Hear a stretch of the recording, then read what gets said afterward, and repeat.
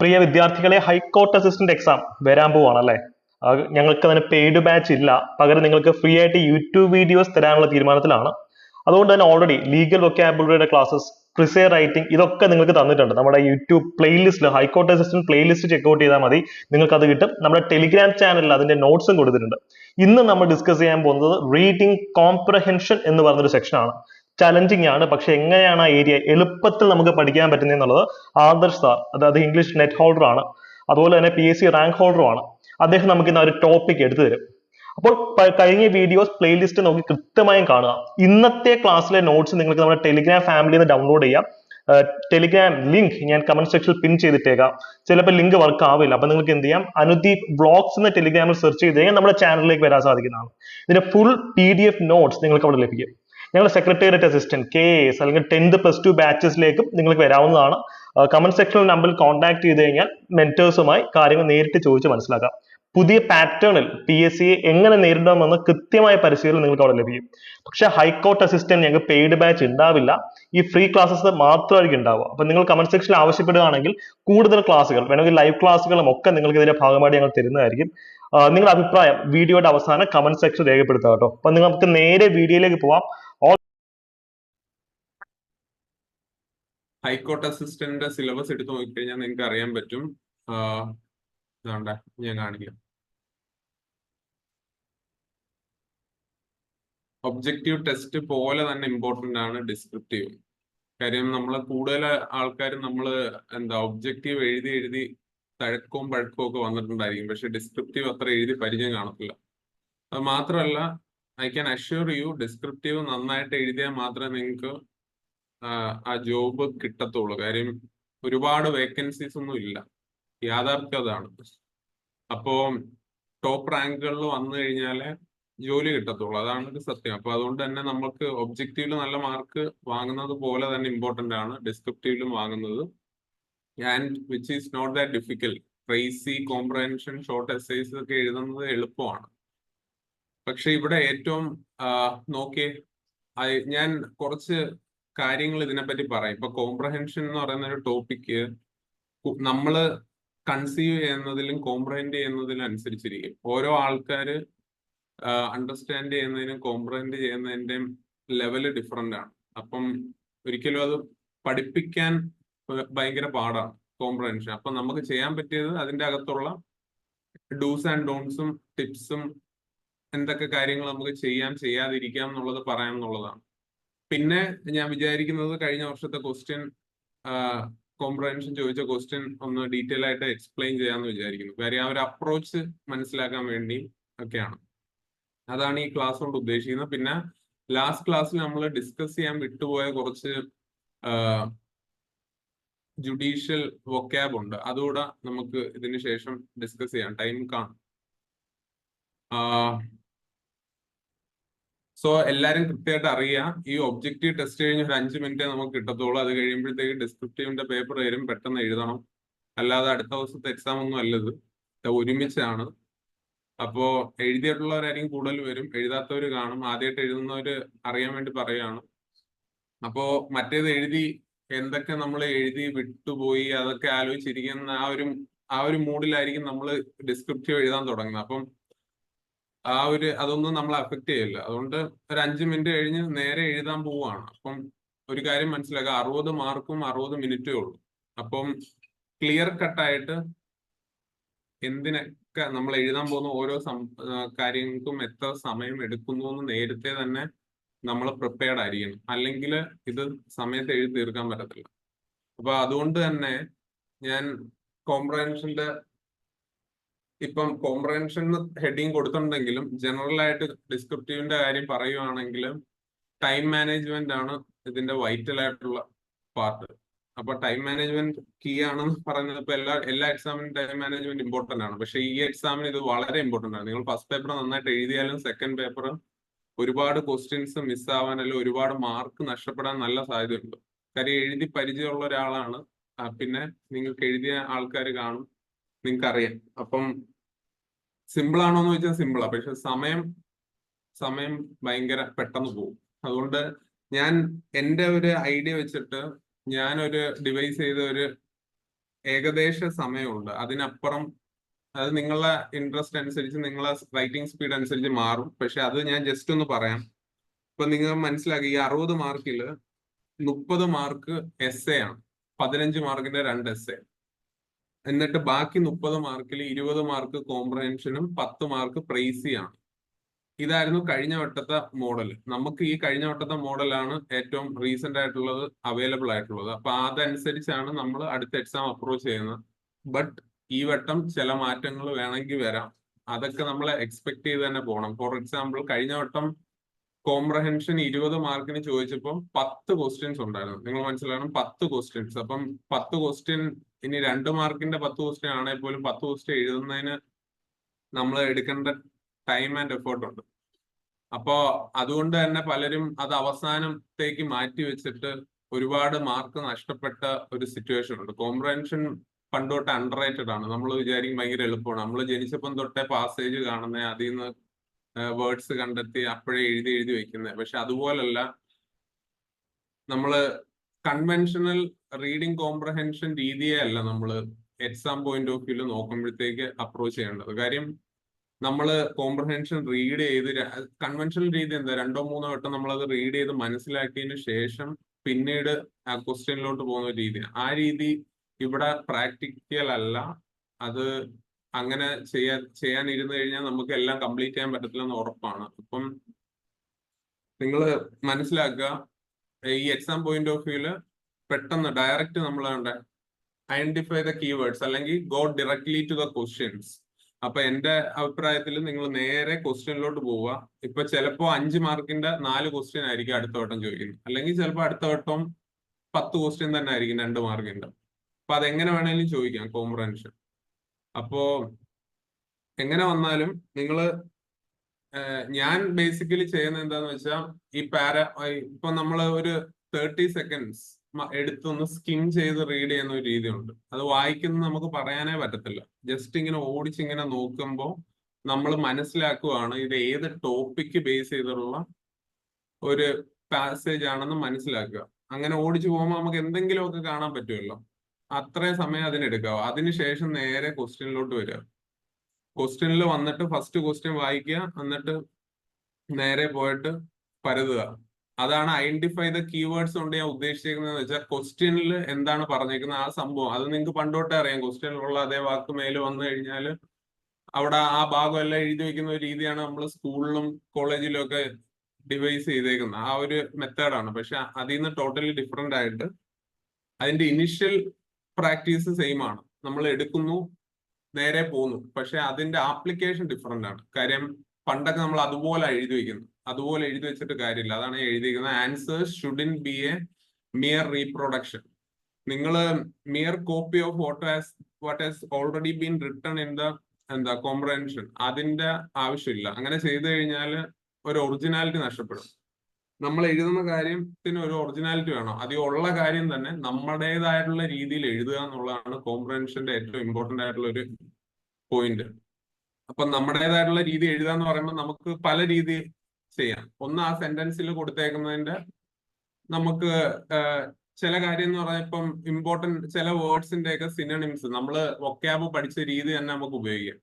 എങ്ങനെ, നമുക്ക് അതിൽ കൊടുത്തേക്കുന്ന ഏതെങ്കിലും ഒരു പർട്ടിക്കുലർ വേർഡിന്റെ നിങ്ങൾക്ക് അറിയാവുന്ന വേറൊരു സിനോണിം ആയിട്ടുള്ള ഒരു വേർഡ് യൂസ് ചെയ്ത് നിങ്ങൾക്ക് എഴുതാം. അപ്പോഴത്തേക്ക് ഈ കറക്റ്റ് ചെയ്യുന്ന ആള് നോക്കുമ്പോഴത്തേക്ക് ഈ സാധനം ഓൾറെഡി ഇല്ല കോംപ്രഹെൻഷനിൽ. അപ്പൊ അതൊരു പോസിറ്റീവ് ആയിട്ടുള്ള ഒരു ഇത് മാർക്ക് കിട്ടാനായിട്ട് നിങ്ങൾക്ക് ഹെൽപ്ഫുൾ ആവും. അതുകൊണ്ട് തന്നെ നിങ്ങൾ അതുപോലെ മകപ്പ് ചെയ്ത് വെക്കാതിരിക്കുക.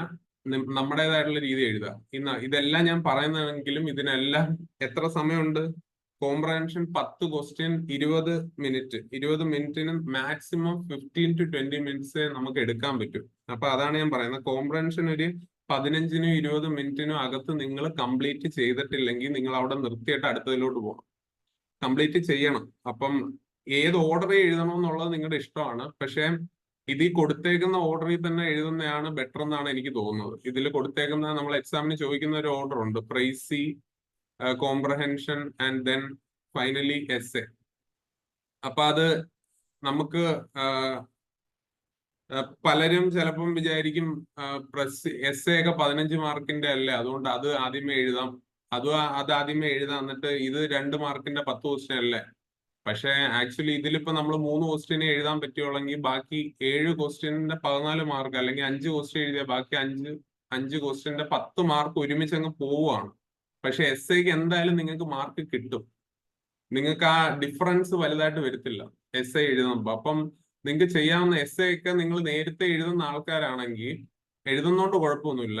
പക്ഷെ എഴുതിക്കൊണ്ടിരിക്കുമ്പോൾ ഫസ്റ്റ് എസ് ഐ കഴിയാറാവുമ്പോൾ നിങ്ങൾ സമയം കൂടുതൽ എടുക്കുന്നതായിട്ട് തോന്നുന്നുണ്ടെങ്കിൽ ഒരു കുറച്ച് ഗ്യാപ്പ് ഇടുക, എന്നിട്ട് സെക്കൻഡ് എസ് ഐയിലോട്ട് പോവുക. എന്നിട്ട് നമുക്ക് സമയം കിട്ടുന്നുണ്ടെങ്കിൽ വന്നിട്ട് ഇത് കംപ്ലീറ്റ് ചെയ്യാം. അങ്ങനെയൊക്കെ ചെയ്യാവുന്നേ ഉണ്ട്. പക്ഷെ അതൊക്കെ നമ്മൾ കുറച്ചുകൂടെ അഡ്വാൻസ് ലെവലിൽ നമ്മൾ എഴുതി പ്രാക്ടീസ് വരുമ്പോൾ അങ്ങനെ ചെയ്യാവുന്നേ. പക്ഷെ എന്ത് പറഞ്ഞാലും ഇപ്പോ എസ് ഐക്ക് നിങ്ങൾ 2 എസ് എ 15 മാർക്കിന്റെ 2 എസ് എ എഴുതാൻ 25 മിനിറ്റോളം നിങ്ങൾക്ക് വേണമെങ്കിൽ ഉപയോഗിക്കാം. എന്ന് പറഞ്ഞാൽ ഒരു എസ് ഐക്ക് 12.5 മിനിറ്റ്, അതിനപ്പുറം എടുക്കരുത്. ഒരു 15 മിനിറ്റോളം നിങ്ങൾ ഒരു എസ് ഐക്ക് എടുത്താൽ തന്നെ നിങ്ങൾ ഇതിൽ നിന്ന് റേസിൽ നിന്ന് പുറത്താവും. ഇൻ ദ സെൻസ് ദാറ്റ് ഇത് കംപ്ലീറ്റ് ചെയ്യുന്ന ആൾക്കാരെ ടോപ്പിൽ വരുത്തുള്ളൂ. ഡിസ്ക്രിപ്റ്റീവ് ടെസ്റ്റ് കംപ്ലീറ്റ് ചെയ്യണം, മൊത്തം എഴുതണം. ഞാൻ ഇത് ഇത്രയും എഫേർട്ട് എടുത്ത് ഇത്രയും ടൈം എടുത്ത് ഇത് പറയുന്നതിന്റെ കാര്യം എന്ന് പറഞ്ഞാൽ നിങ്ങൾ എത്ര മാർക്ക് ഒബ്ജക്റ്റീവ് മേടിക്കുന്നെങ്കിലും അതിനേക്കാളും നിർണായകമായിട്ട് വരുന്നത് അവസാനം ഈ ഡിസ്ക്രിപ്റ്റീവ് പേപ്പർ ആയിരിക്കും. അല്ലെ ഒബ്ജക്റ്റീവിൽ അത്രയും ഒരു ലീഡ് കിട്ടണം. അത് ഇച്ചിരി പാടാണ്. പൊതുവെ ഇത്രയും കോമ്പറ്റീഷൻ നിൽക്കുന്നതുകൊണ്ട് ഇംഗ്ലീഷൊക്കെ ഇപ്പം പലർക്കും ലെവലൊക്കെ ഏകദേശം ഒരേപോലൊക്കെ ആയിരിക്കും. GK ആണെങ്കിലും ഇതുപോലൊക്കെയാണ്. അപ്പം വലിയ മാറ്റം വരത്തില്ല.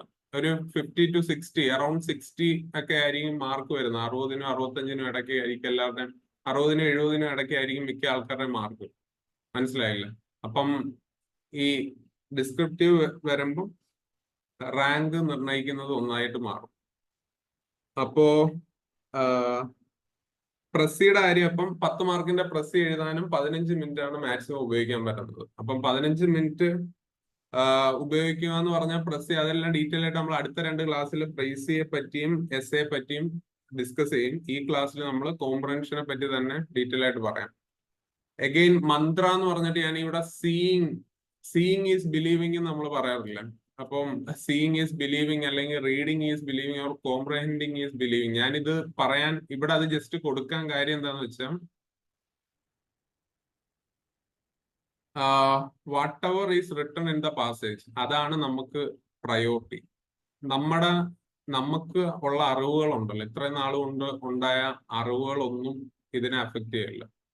ഈ പാസേജ് അല്ലെങ്കിൽ ഈ കോംപ്രഹെൻഷനെ ഒരു ഡിസ്ക്രീറ്റ് ആയിട്ടുള്ള ഒരു എൻറ്റിറ്റി ആയിട്ട് എടുത്തിട്ട് അതിന്റെ അകത്ത് പറഞ്ഞേക്കുന്ന കാര്യങ്ങളെ കുറിച്ച് മാത്രമേ നമ്മൾ എഴുതാവൂ. അതിന്റെ അകത്ത് ചോദിച്ചേക്കുന്ന കാര്യവും അതിന്റെ അകത്ത് കൊടുത്തേക്കുന്ന കാര്യവും എഴുതാവൂ.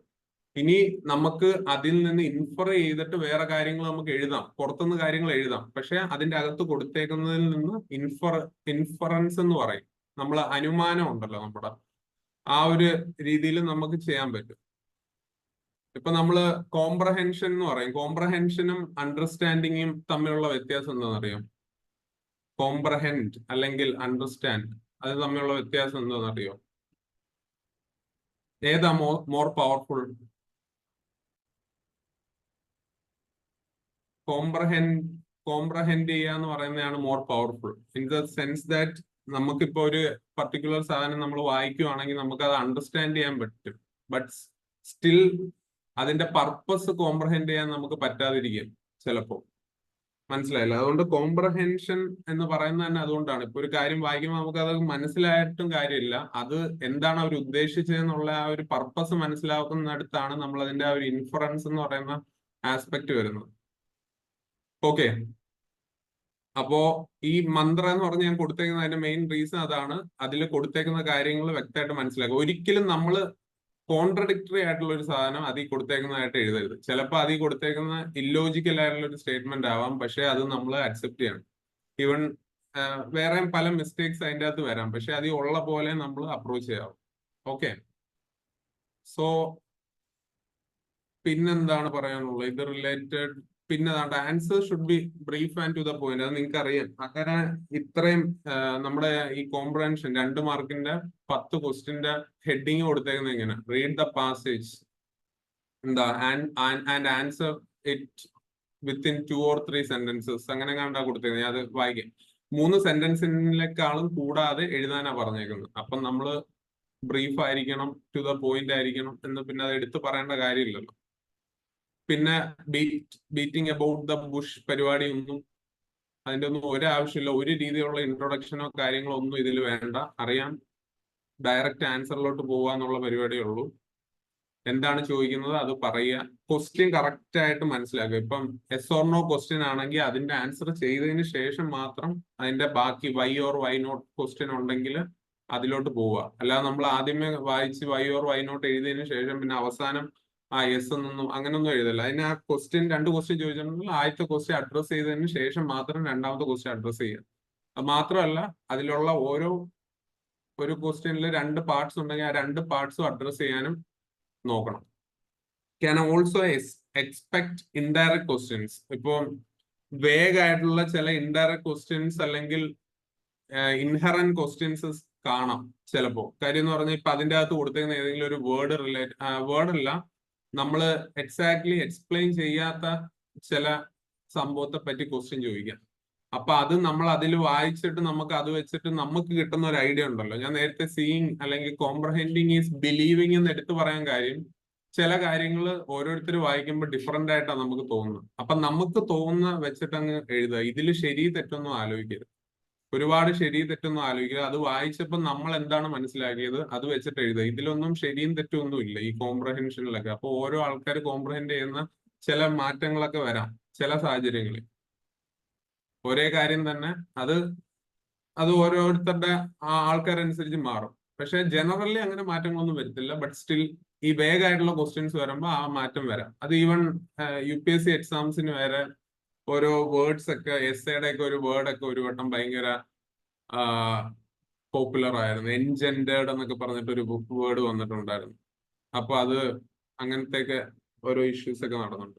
Anyway, words, phrases and statements may be asked to explain. അത് നിങ്ങൾക്ക് അറിയാം. ചിലപ്പോൾ അതിന്റെ അകത്ത് കൊടുത്തേക്കുന്ന ഒരു ഫ്രേസോ അല്ലെങ്കിൽ ഒരു പർട്ടിക്കുലർ വേർഡോ ആ വേർഡ് ഒരു വട്ടം മെൻഷൻ ചെയ്തിട്ടേ ഉള്ളായിരിക്കും. അത് എക്സ്പ്ലെയിൻ ചെയ്യാനൊക്കെ ചോദിക്കും. പിന്നെ ഒരു കാര്യം മനസ്സിലാക്കേണ്ടതെന്ന് പറഞ്ഞാൽ, കോംപ്രഹെൻഷൻ നന്നായിട്ട് എഴുതാൻ പറ്റുന്ന ആർക്കാണ്? നല്ല വായനാശീലമുള്ള ആൾക്കാർക്കാണ്. റീഡിങ് നന്നായിട്ട് ഉള്ള ആൾക്കാർക്ക് നന്നായിട്ട് പറ്റും. അതിന്റെ മെയിൻ റീസൺ, റീഡ് ചെയ്ത് കോംപ്രഹെൻഡ് ചെയ്ത് ശീലമുള്ള ആൾക്കാരാണ് അവർ കൂടുതൽ. രണ്ടാമത്തെ കാര്യം, വൊക്കാബുലറി നന്നായിട്ടുള്ള ആൾക്കാർക്കും നന്നായിട്ട് എഴുതാൻ പറ്റും. അതിന്റെ റീസൺ എന്താന്ന് വെച്ചാൽ, നമ്മൾ നോർമൽ എക്സാംസിനുള്ള പോലെ ചുമ്മാ ഒരു ക്വസ്റ്റ്യൻ അല്ല ഇത് ചോദിക്കുന്നത്. മിക്ക ക്വസ്റ്റ്യന്റെ അകത്ത് നമുക്ക് അറിയാത്ത അല്ലെങ്കിൽ ഒരു അത്യാവശ്യം ലെവലുള്ള തരത്തിലുള്ള ഒരു വേർഡ് കാണും. അപ്പൊ ആ വേർഡിന്റെ മീനിങ് അറിയാമെങ്കിൽ മാത്രമേ നമുക്ക് ആൻസർ എഴുതാൻ പറ്റൂ. അങ്ങനത്തെ ക്വസ്റ്റ്യൻസ് വരാം. അപ്പൊ ഇത് വളരെ എളുപ്പമല്ല, കുറച്ച് ഡിഫിക്കൽട്ട് ആണ്. എന്ന് പറഞ്ഞാൽ ഈ 2 മാർക്കിന്റെ ക്വസ്റ്റ്യൻ ആണെങ്കിൽ പോലും ചില ക്വസ്റ്റ്യൻ നമുക്ക് അറ്റൻഡ് ചെയ്യാൻ പറ്റാത്ത പോലെ വരും, അങ്ങനെ തോന്നും. അപ്പം ഈ ഇതില് കൂടുതൽ ആലോചിക്കാനൊന്നുമില്ല. ജസ്റ്റ് ക്വസ്റ്റ്യനിൽ പോവുക, ആൻസറിൽ വരിക, നമുക്കുള്ള രീതിയിൽ എഴുതി അങ്ങ് പോവുക. അപ്പം കംപ്ലീറ്റ് ആക്കുക എന്നുള്ളത് ഭയങ്കര ഇമ്പോർട്ടന്റ് ആണ്. പിന്നെ നമ്മൾ ജനറലി പറയുമ്പോൾ ഞാൻ ഇത് ഡീറ്റെയിൽ ആയിട്ട് പറയുന്നു എന്നേ ഉള്ളൂ. പ്രാക്ടീസ് ചെയ്താൽ നമുക്ക് ഇത് നന്നായിട്ട് ചെയ്യാൻ പറ്റും. ഓക്കെ. നെഗറ്റീവ് മാർക്കിംഗ് ഉണ്ടെന്നാ തോന്നുന്നു. എന്താ നെഗറ്റീവ് മാർക്കിംഗ്? അതിനെപ്പറ്റി നെഗറ്റീവ് മാർക്കിംഗ് ഉണ്ടോ? നിങ്ങള് 1/4 ആണോ നെഗറ്റീവ് മാർക്കിംഗ്? ആർക്കെങ്കിലും ഓർമ്മയുണ്ടോ? ആ കാര്യത്തെ പറ്റി ഞാൻ വിട്ടുപോയി. എന്തായാലും ഞാൻ നോക്കിയിട്ട് പറയാം. Okay. Answers should be coherent and return in. ഇപ്പം ഇത് പറയാൻ കാര്യം എന്താന്ന് വെച്ചാൽ, കുറെ ആൾക്കാർ ഇപ്പൊ ഈവൻ കോംപ്രഹെൻഷന്റെ അകത്ത് തന്നെ പോയിന്റ് വൈസ് ആയിട്ടൊക്കെ ആൻസർ എഴുതായിരിക്കും. അത് അങ്ങനൊന്നും ചെയ്യരുത്. കോംപ്രഹെൻഷന്റെ അകത്തൊരു ക്വസ്റ്റ്യൻ ചോദിച്ചു കഴിഞ്ഞാൽ അത് പ്രോപ്പർ സെന്റൻസസിൽ തന്നെ 3 സെന്റൻസ് പറയുകയാണെങ്കിൽ ആ 3 സെന്റൻസ് ലോജിക്കൽ ഫ്ലോ ഉള്ള 3 സെന്റൻസ് എഴുതുക. അതൊക്കെ നമ്മൾ പറയുമ്പോൾ അങ്ങനെ തന്നെ എഴുതാൻ പറ്റിയില്ലേ പോലും കോഹറന്റ് ആയിട്ട് മനസ്സിലാക്കാൻ പറ്റുന്ന രീതിയിലുള്ള സെന്റൻസസ് തന്നെ എഴുതുക. അത് പോയിന്റ് ആയിട്ടൊന്നും എഴുതാതിരിക്കുക. ദെൻ അഗെയിൻ, പിന്നെ നമുക്ക് ടൈം ഉണ്ടെങ്കിൽ നമുക്ക് ചെയ്യാവുന്ന കാര്യം ഇതാണ്. ആർട്ടിക്കിൾസ് വായിക്കാം, എഡിറ്റോറിയൽസ് വായിക്കാം. ഇതൊക്കെ വായിക്കുമ്പോൾ ഉള്ള പ്രത്യേകത, it will always have A structure. ഒരു ഇൻട്രൊഡക്ഷനും ബോഡിയും കൺക്ലൂഷനും എല്ലാം കാണും. അപ്പൊ അതിൽ നമ്മൾ സ്ഥിരം വായിച്ച് നമുക്കത് യൂസ്ഡ് ആവും. കുറെ ന്യൂ വൊക്കാബുലറി കിട്ടും. അതെല്ലാം സ്ഥിരം ചെയ്ത നല്ല കാര്യങ്ങളാണ്. ജസ്റ്റ് പറഞ്ഞതേ ഉള്ളൂ. റീഡ് ചെയ്യുക എന്ന് പറയുന്നതാണ് വൺ ഓഫ് ദി മോസ്റ്റ് എന്താ ക്ലീഷേ ആണ്. അത് മാത്രമല്ല ഏറ്റവും oldest and the best way to tackle comprehension. Okay, and crux just ഞാൻ പറയാണ്, answering questions by just skimming through passage and learning to identify important sentences in the paragraphs are very crucial. അതാണ് നമ്മൾ ഈ answer ക്വസ്റ്റ്യനിൽ പോയിട്ട് പെട്ടെന്ന് ആ ക്വസ്റ്റ്യനിൽ നോക്കിയിട്ട് ആൻസർ എവിടെ കിടക്കുന്നു എന്ന് ആ തപ്പി എടുക്കുന്ന സംഭവം ഉണ്ടല്ലോ, അത് തന്നെ അതൊരു സ്കില്ലാണ്. അതിലാണ് കാര്യം ഇരിക്കുന്നത്. അത് കണ്ട് എത്തി അത് എഴുതി വെക്കുക, നമുക്ക് നമ്മുടേതായിട്ടുള്ള ഭാഷയിൽ അത് എഴുതി വെക്കുക. ഓക്കെ, അപ്പൊ ഇതൊക്കെയാണ് ബേസിക്കലി കോംപ്രഹെൻഷന്റെ കാര്യത്തിൽ ശ്രദ്ധിക്കേണ്ടത്. ആർക്കെങ്കിലും എന്തെങ്കിലും ഇത് റിലേറ്റഡ് ഡൗട്ട് ഉണ്ടോ? എന്തെങ്കിലും ഇതെങ്ങനെ എഴുതുന്ന റിലേറ്റഡ് എന്തെങ്കിലും ഡൗട്ട് ഉണ്ടോ?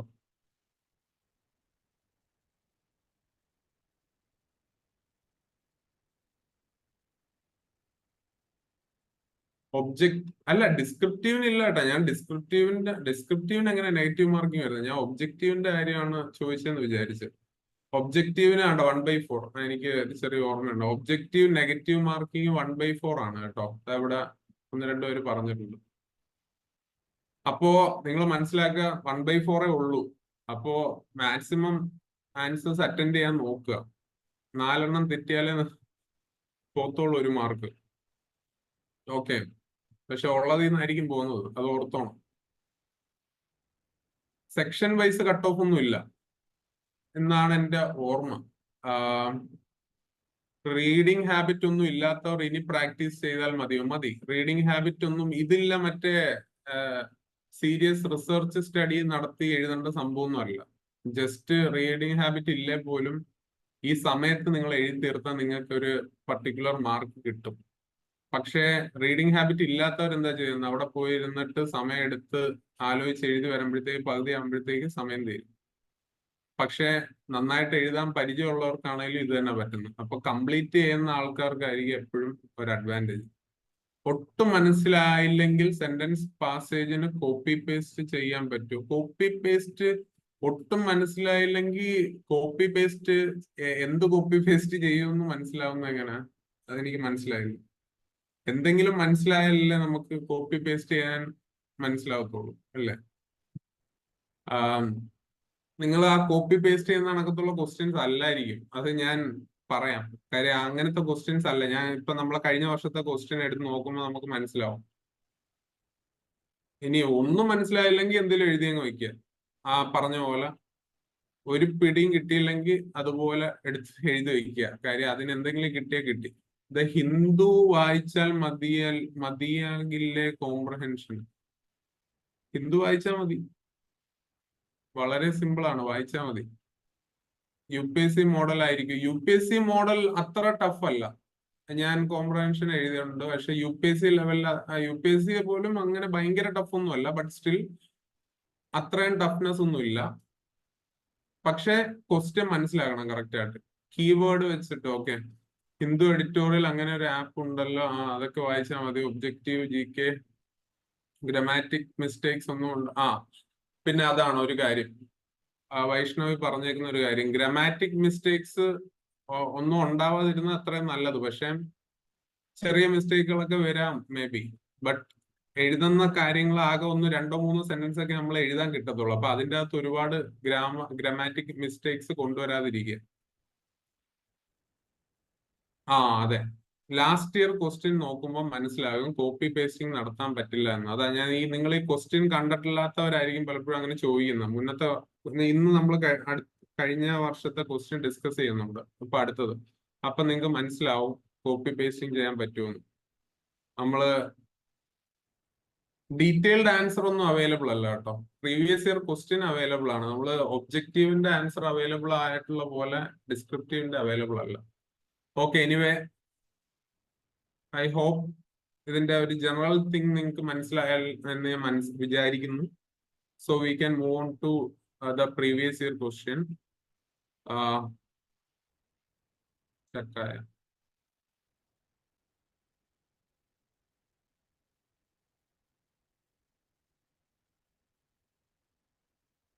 So read the following passage and answer the questions given in not more than 3 sentences each. അപ്പൊ ഇതാണ് അവർ ഹെഡിങ്. ഇത് ഇമ്പോർട്ടന്റ് കേട്ടോ. ഏത് ഈ ക്വസ്റ്റ്യന്റെ ഹെഡിങ് നിങ്ങൾ വായിക്കുക.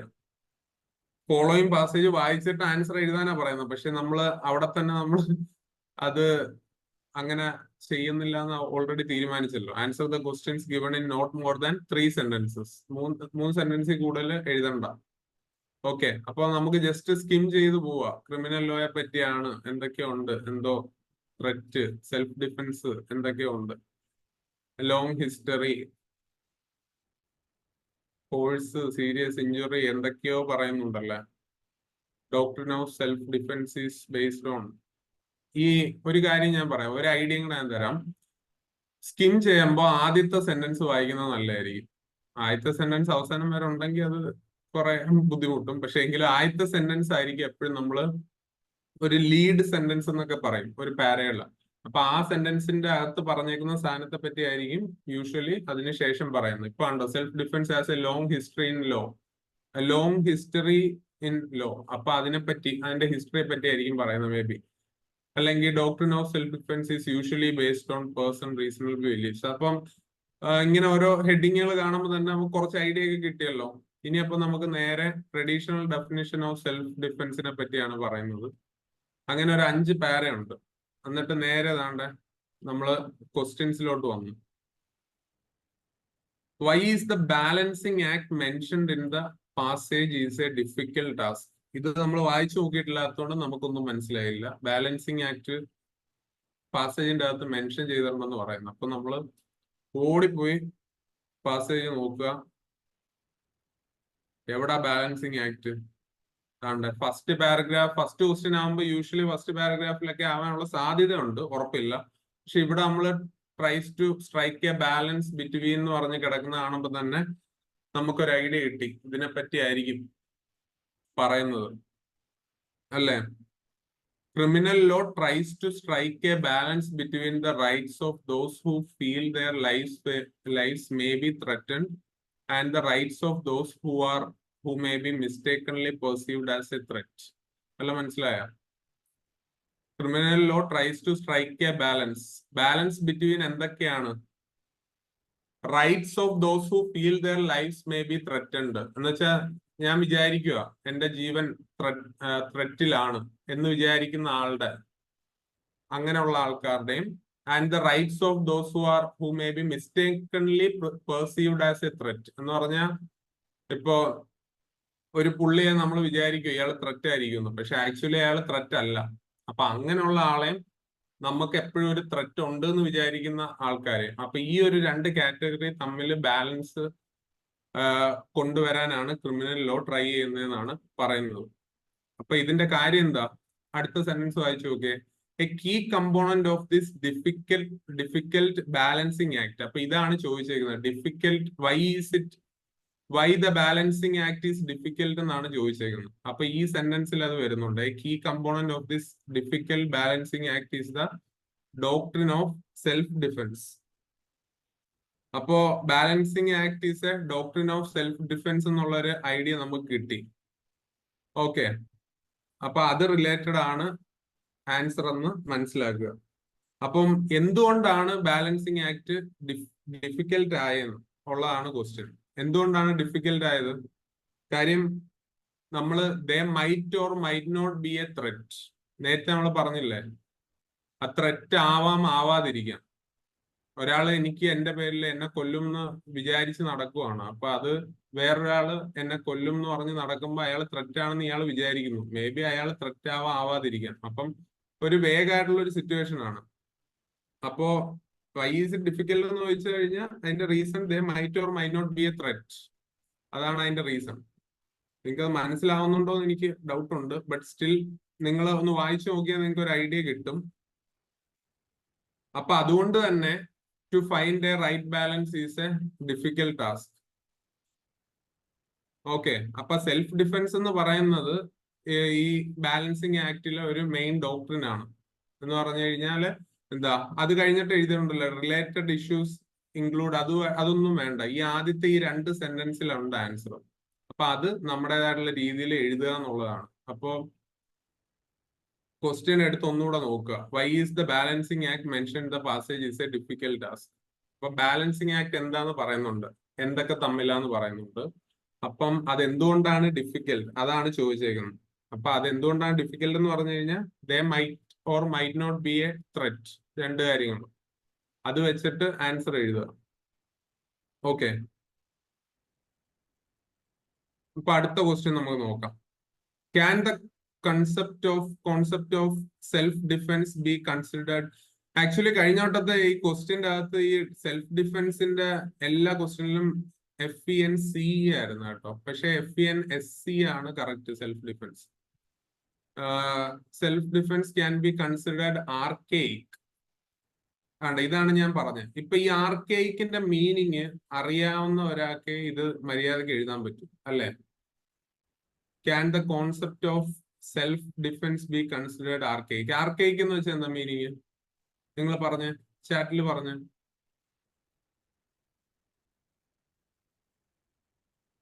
സെൽഫ് ഡിഫെൻസ് എന്ന് പറയുന്ന കോൺസെപ്റ്റ് ആർക്കെയിക് ആണോ എന്നാണ് ചോദിച്ചേക്കുന്നത്. നമുക്ക് ജസ്റ്റ് ഞാനിപ്പോ ഒന്ന് ചോദിക്കൂ ആർക്കെയിക്കിന്റെ മീനിങ് എന്താണെന്ന്. അത് അറിയാമെങ്കിൽ നമുക്ക് നോക്കിയാൽ പോരെ, അല്ലെങ്കിൽ നോക്കാം.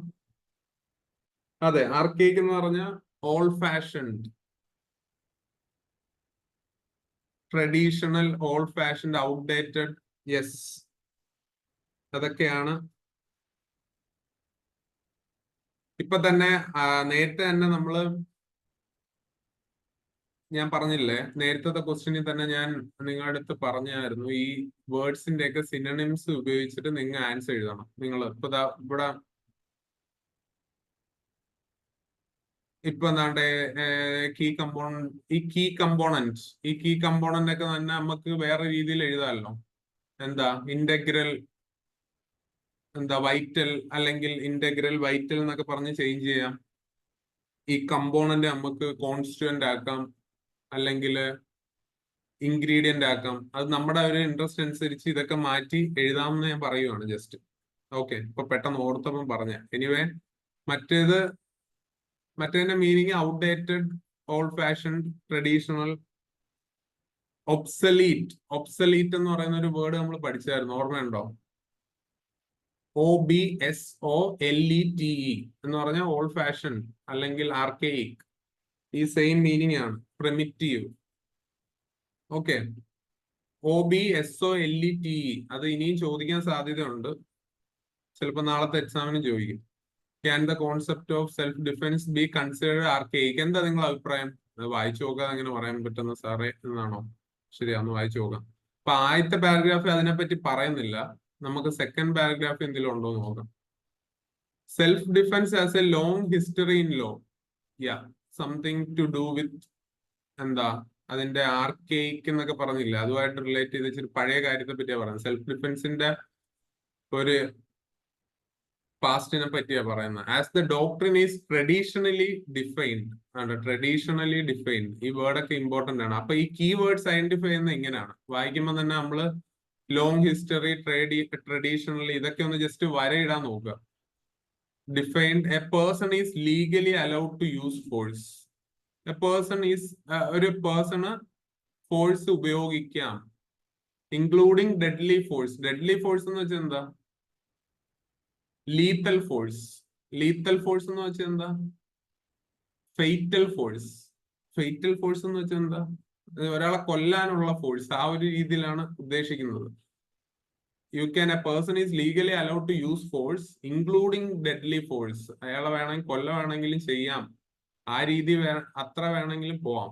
When he reasonably believes. Reasonably, again, when he reasonably believes that he or another person is in imminent danger. Imminent എന്താ? Imminent എന്ന് പറഞ്ഞാല് നമ്മൾ പഠിച്ചിട്ടുള്ള impending, approaching, about to come. അല്ലെങ്കിൽ ക്ലോസ്, നിയർ എന്നൊക്കെ ഉള്ള മീനിങ് ആണ് ഇമ്മിനന്റ്. അപ്പം impending danger of death or serious bodily injury from an assailant, നമ്മൾ അറ്റാക്ക് ചെയ്യുന്ന ആളുടെ കയ്യിൽ നിന്ന്. അപ്പം മനസ്സിലായില്ലേ അത് ആ sentence? Self defence traditional define ചെയ്തേക്കുന്നത് എങ്ങനെയാണെന്നാ പറഞ്ഞേക്കുന്നത്. അപ്പോ ആർക്കെയിക് ആണോ എന്നുള്ളതാണ് നമ്മുടെ ക്വസ്റ്റ്യൻ. ആർക്കെയിക് ആണോ എന്ന് ചോദിച്ചു കഴിഞ്ഞാൽ ഓൾഡ് ഫാഷൻഡ് ആണോ എന്നുള്ള രീതിയിൽ. അപ്പൊ നിങ്ങൾ ഇതിപ്പോ ഈ രണ്ട് സെന്റൻസ് വായിച്ചു, ഇനി ഒരു സെന്റൻസും ഉണ്ട്. The person claiming the right to self defence must not be the initial aggressor. Self defence ചെയ്യുന്ന ആള് should not be the initial aggressor എന്ന് പറഞ്ഞു കഴിഞ്ഞാൽ എന്താ? സെൽഫ് ഡിഫെൻസ് എന്ന് പറയുന്നത് നമ്മൾ എപ്പോഴും ഒരു റെസ്പോൺസ് ആയിട്ട് റെസ്പോൺസ് ആയിട്ട് ഉപയോഗിക്കേണ്ട ഒരു കാര്യം. അല്ലാതെ ആദ്യമേ കയറി അയാളെ മൂക്കാൻ വണ്ട ഇടിച്ച് പൊളിച്ചിട്ട് പറയല്ല ഞാൻ സെൽഫ് ഡിഫെൻസ് ആയിരുന്നു ചെയ്തത്. അതിന് സിനിമയിലൊക്കെ കാണൂല്ല, സ്വന്തം തലക്കടിച്ച് ചോരയൊക്കെ വരുത്തിയിട്ട് പിന്നടിക്കുന്ന എന്ന് പറഞ്ഞു കഴിഞ്ഞാൽ എന്തെങ്കിലും തെളിവ് വേണം കാണിക്കാൻ. അല്ലെങ്കിൽ അയാളെ വെടിവെച്ചതിന് ശേഷം തലയൊക്കെ അടിച്ച് പൊളിക്കുമല്ല. അതൊക്കെയാണ് സംഭവം. അപ്പൊ എന്താ ഇത് പറഞ്ഞെന്ന് മനസ്സിലായില്ലേ? Must not be the initial aggressor. നമ്മൾ നോ ഫസ്റ്റ് യൂസ് പോളിസി ഒക്കെ കേട്ടിട്ടുണ്ടോ നിങ്ങൾ? നമ്മൾ ഇന്ത്യയുടെ ന്യൂക്ലിയർ പോളിസി ഒക്കെ ആയിരുന്നു. ഇപ്പം മാറ്റമുണ്ട്, NFU എന്നൊക്കെ പറയും. ഈ ന്യൂക്ലിയർ പവേർഡ് നേഷൻസിന് NFU, non first use policy എന്ന് പറയുന്ന ഒരു സംഭവം ഉണ്ടായിരുന്നു. നമ്മളത് ആഫ്റ്റർ ദ സെക്കൻഡ് പൊക്രാൻ 98-ന് ശേഷം അതില് ഒപ്പുവെച്ചു കൈൻഡ് ഓഫ്. പക്ഷെ അതിൽ നിന്നൊക്കെ കുറെ മാറ്റങ്ങളൊക്കെ ഇപ്പം വന്നിട്ടുണ്ട്. ബട്ട് സ്റ്റിൽ ആ സമയത്ത് ആദ്യമേ നമ്മളെ ആവത്തില്ല ഇനിഷ്യൽ അഗ്രസർ. ആരെങ്കിലും എന്തെങ്കിലും ചെയ്താൽ മാത്രമേ നമ്മൾ റെസ്പോണ്ട് ചെയ്യൂ എന്നുള്ള ഒരു തീമാണ് അത്. Okay,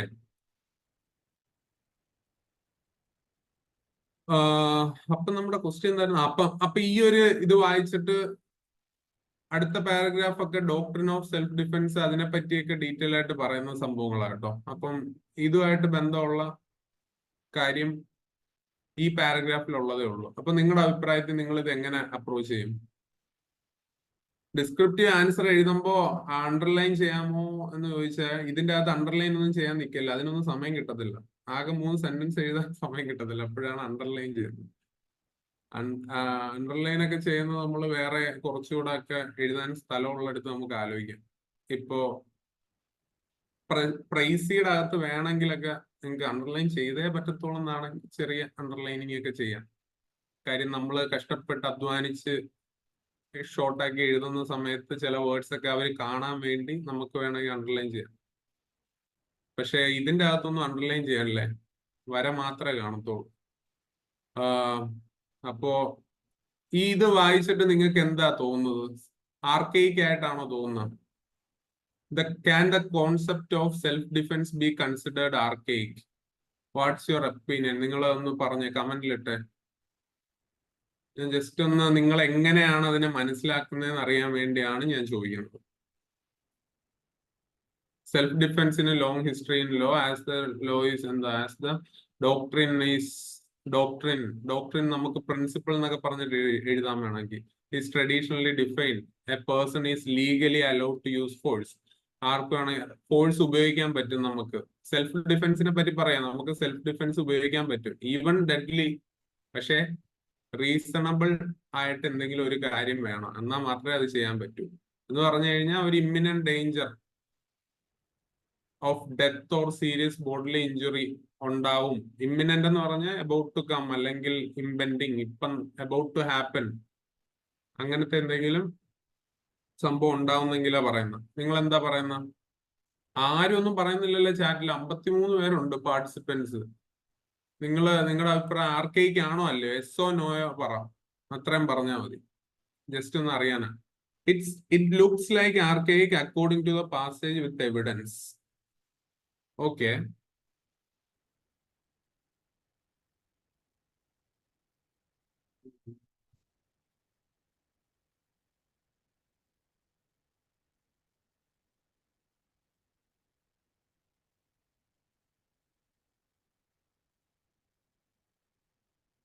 okay.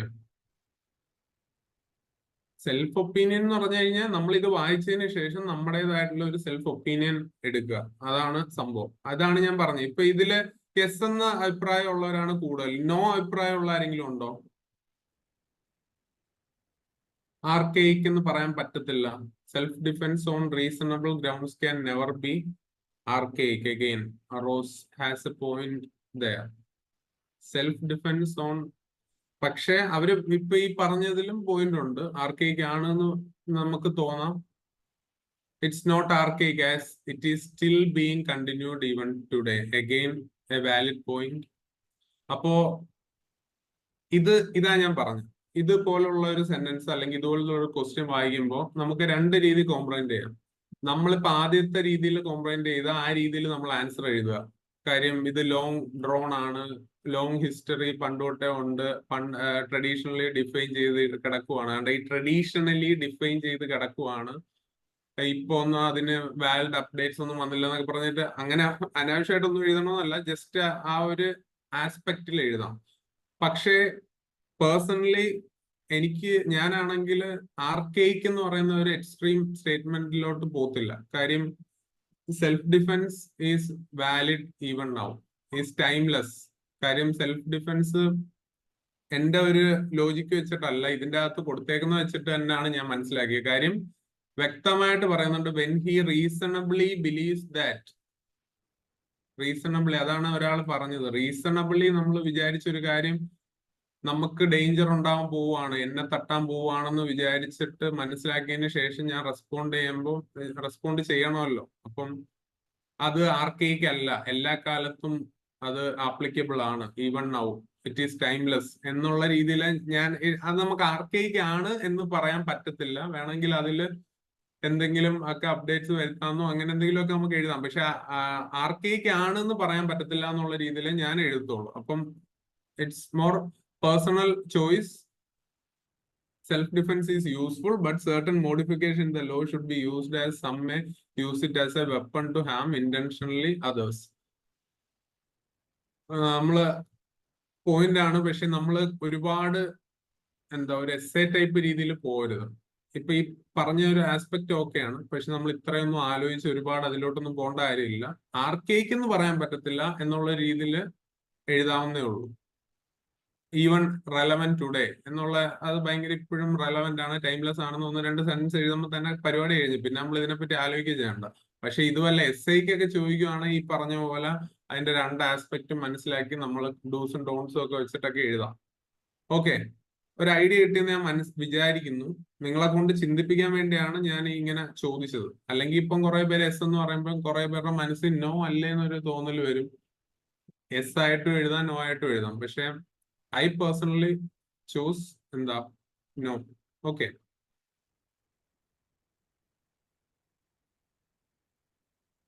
Concept of can be considered archaic. Archaic ആണെങ്കിൽ ഇപ്പൊ അതിന് ഒരു ആർക്കൈക്ക് എന്ന് പറയുന്ന ടേം കുറച്ച് എക്സ്ട്രീം ആണ്. അതിന് ഓൾഡ് ഫാഷൻ ആണെങ്കിൽ ഇപ്പൊ അതിന് ആക്ച്വലി ഒരു വാലിഡിറ്റി ഇല്ല എന്ന് തന്നെ നമുക്ക് കരുതേണ്ടി വരും. അപ്പൊ അങ്ങനെ പറയാൻ പറ്റത്തില്ല.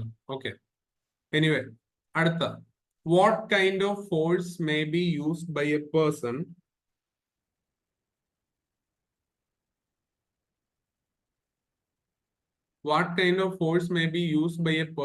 against a burglar who breaks into his house at night?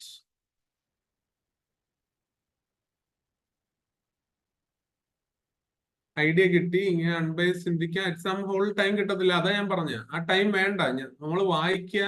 ഞാൻ പറഞ്ഞില്ലേ, കോംപ്രഹെൻഡിങ് is believing.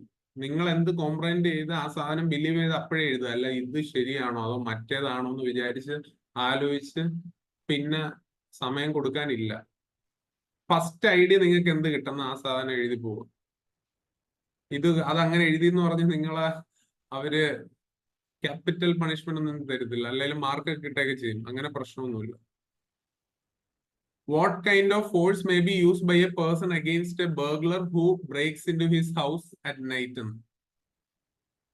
Actually a person against a burglar who breaks in to his house at night. ഇതിൽ എന്തോ ഒരു ചെറിയ പ്രശ്നമില്ല, ഗ്രാമാറ്റിക് മിസ്റ്റേക്ക് ഇല്ല. ആസ് ഒരു ലേണർ ഓഫ് ഇംഗ്ലീഷ് ഗ്രാമർ അങ്ങനെ പറയണ്ട. എങ്കിലും നമ്മുടെ ഒരു സെൻസസ് വെച്ച് നോക്കുമ്പോൾ പേഴ്സൺ എന്നൊക്കെ പറയുമ്പോൾ can be A male or A female. Okay, അപ്പൊ ഈ ഹിസ് എന്ന് പറയുമ്പോൾ മെയിൽ ആണെന്നുള്ള രീതിയിലാണല്ലോ. അപ്പൊ ഇതിന്റെ അകത്തല്ല നമ്മൾ പൊതുവെ നമ്മുടെ റൈറ്റിംഗ്സിലെല്ലാം മെയിൽ ഓറിയന്റഡ് ആയിട്ട് തന്നെയാണ് എഴുതുന്നത്. പക്ഷെ കുറച്ചുകൂടെ ന്യൂട്രൽ ആയിട്ടുള്ള ടേംസ് യൂസ് ചെയ്യുന്നതായിരിക്കും നല്ലത്. എസ്പെഷ്യലി നിങ്ങൾ എഴുതുമ്പോൾ ഹീയും ഷീയും ഒക്കെ ഉപയോഗിക്കുന്നതിനേക്കാളും ദയോ ദ പേഴ്സണോ അതൊക്കെ യൂസ് ചെയ്യുന്നതാണ് കൂടുതൽ നല്ലതാണ്. എൻ്റെ ഒരു പേഴ്സണൽ ഒരു സജഷൻ ആണ് അത്. അങ്ങനെ ചെയ്യുന്നത് നല്ലതായിരിക്കും. ഓക്കെ, അപ്പൊ ഏത് തരത്തിലുള്ള ഫോഴ്സ് ഉപയോഗിക്കണം? Burglar breaks in to house. Burglar എന്ന് വെച്ചാൽ എന്താ? ആരാണ് burglar? Who is a burglar?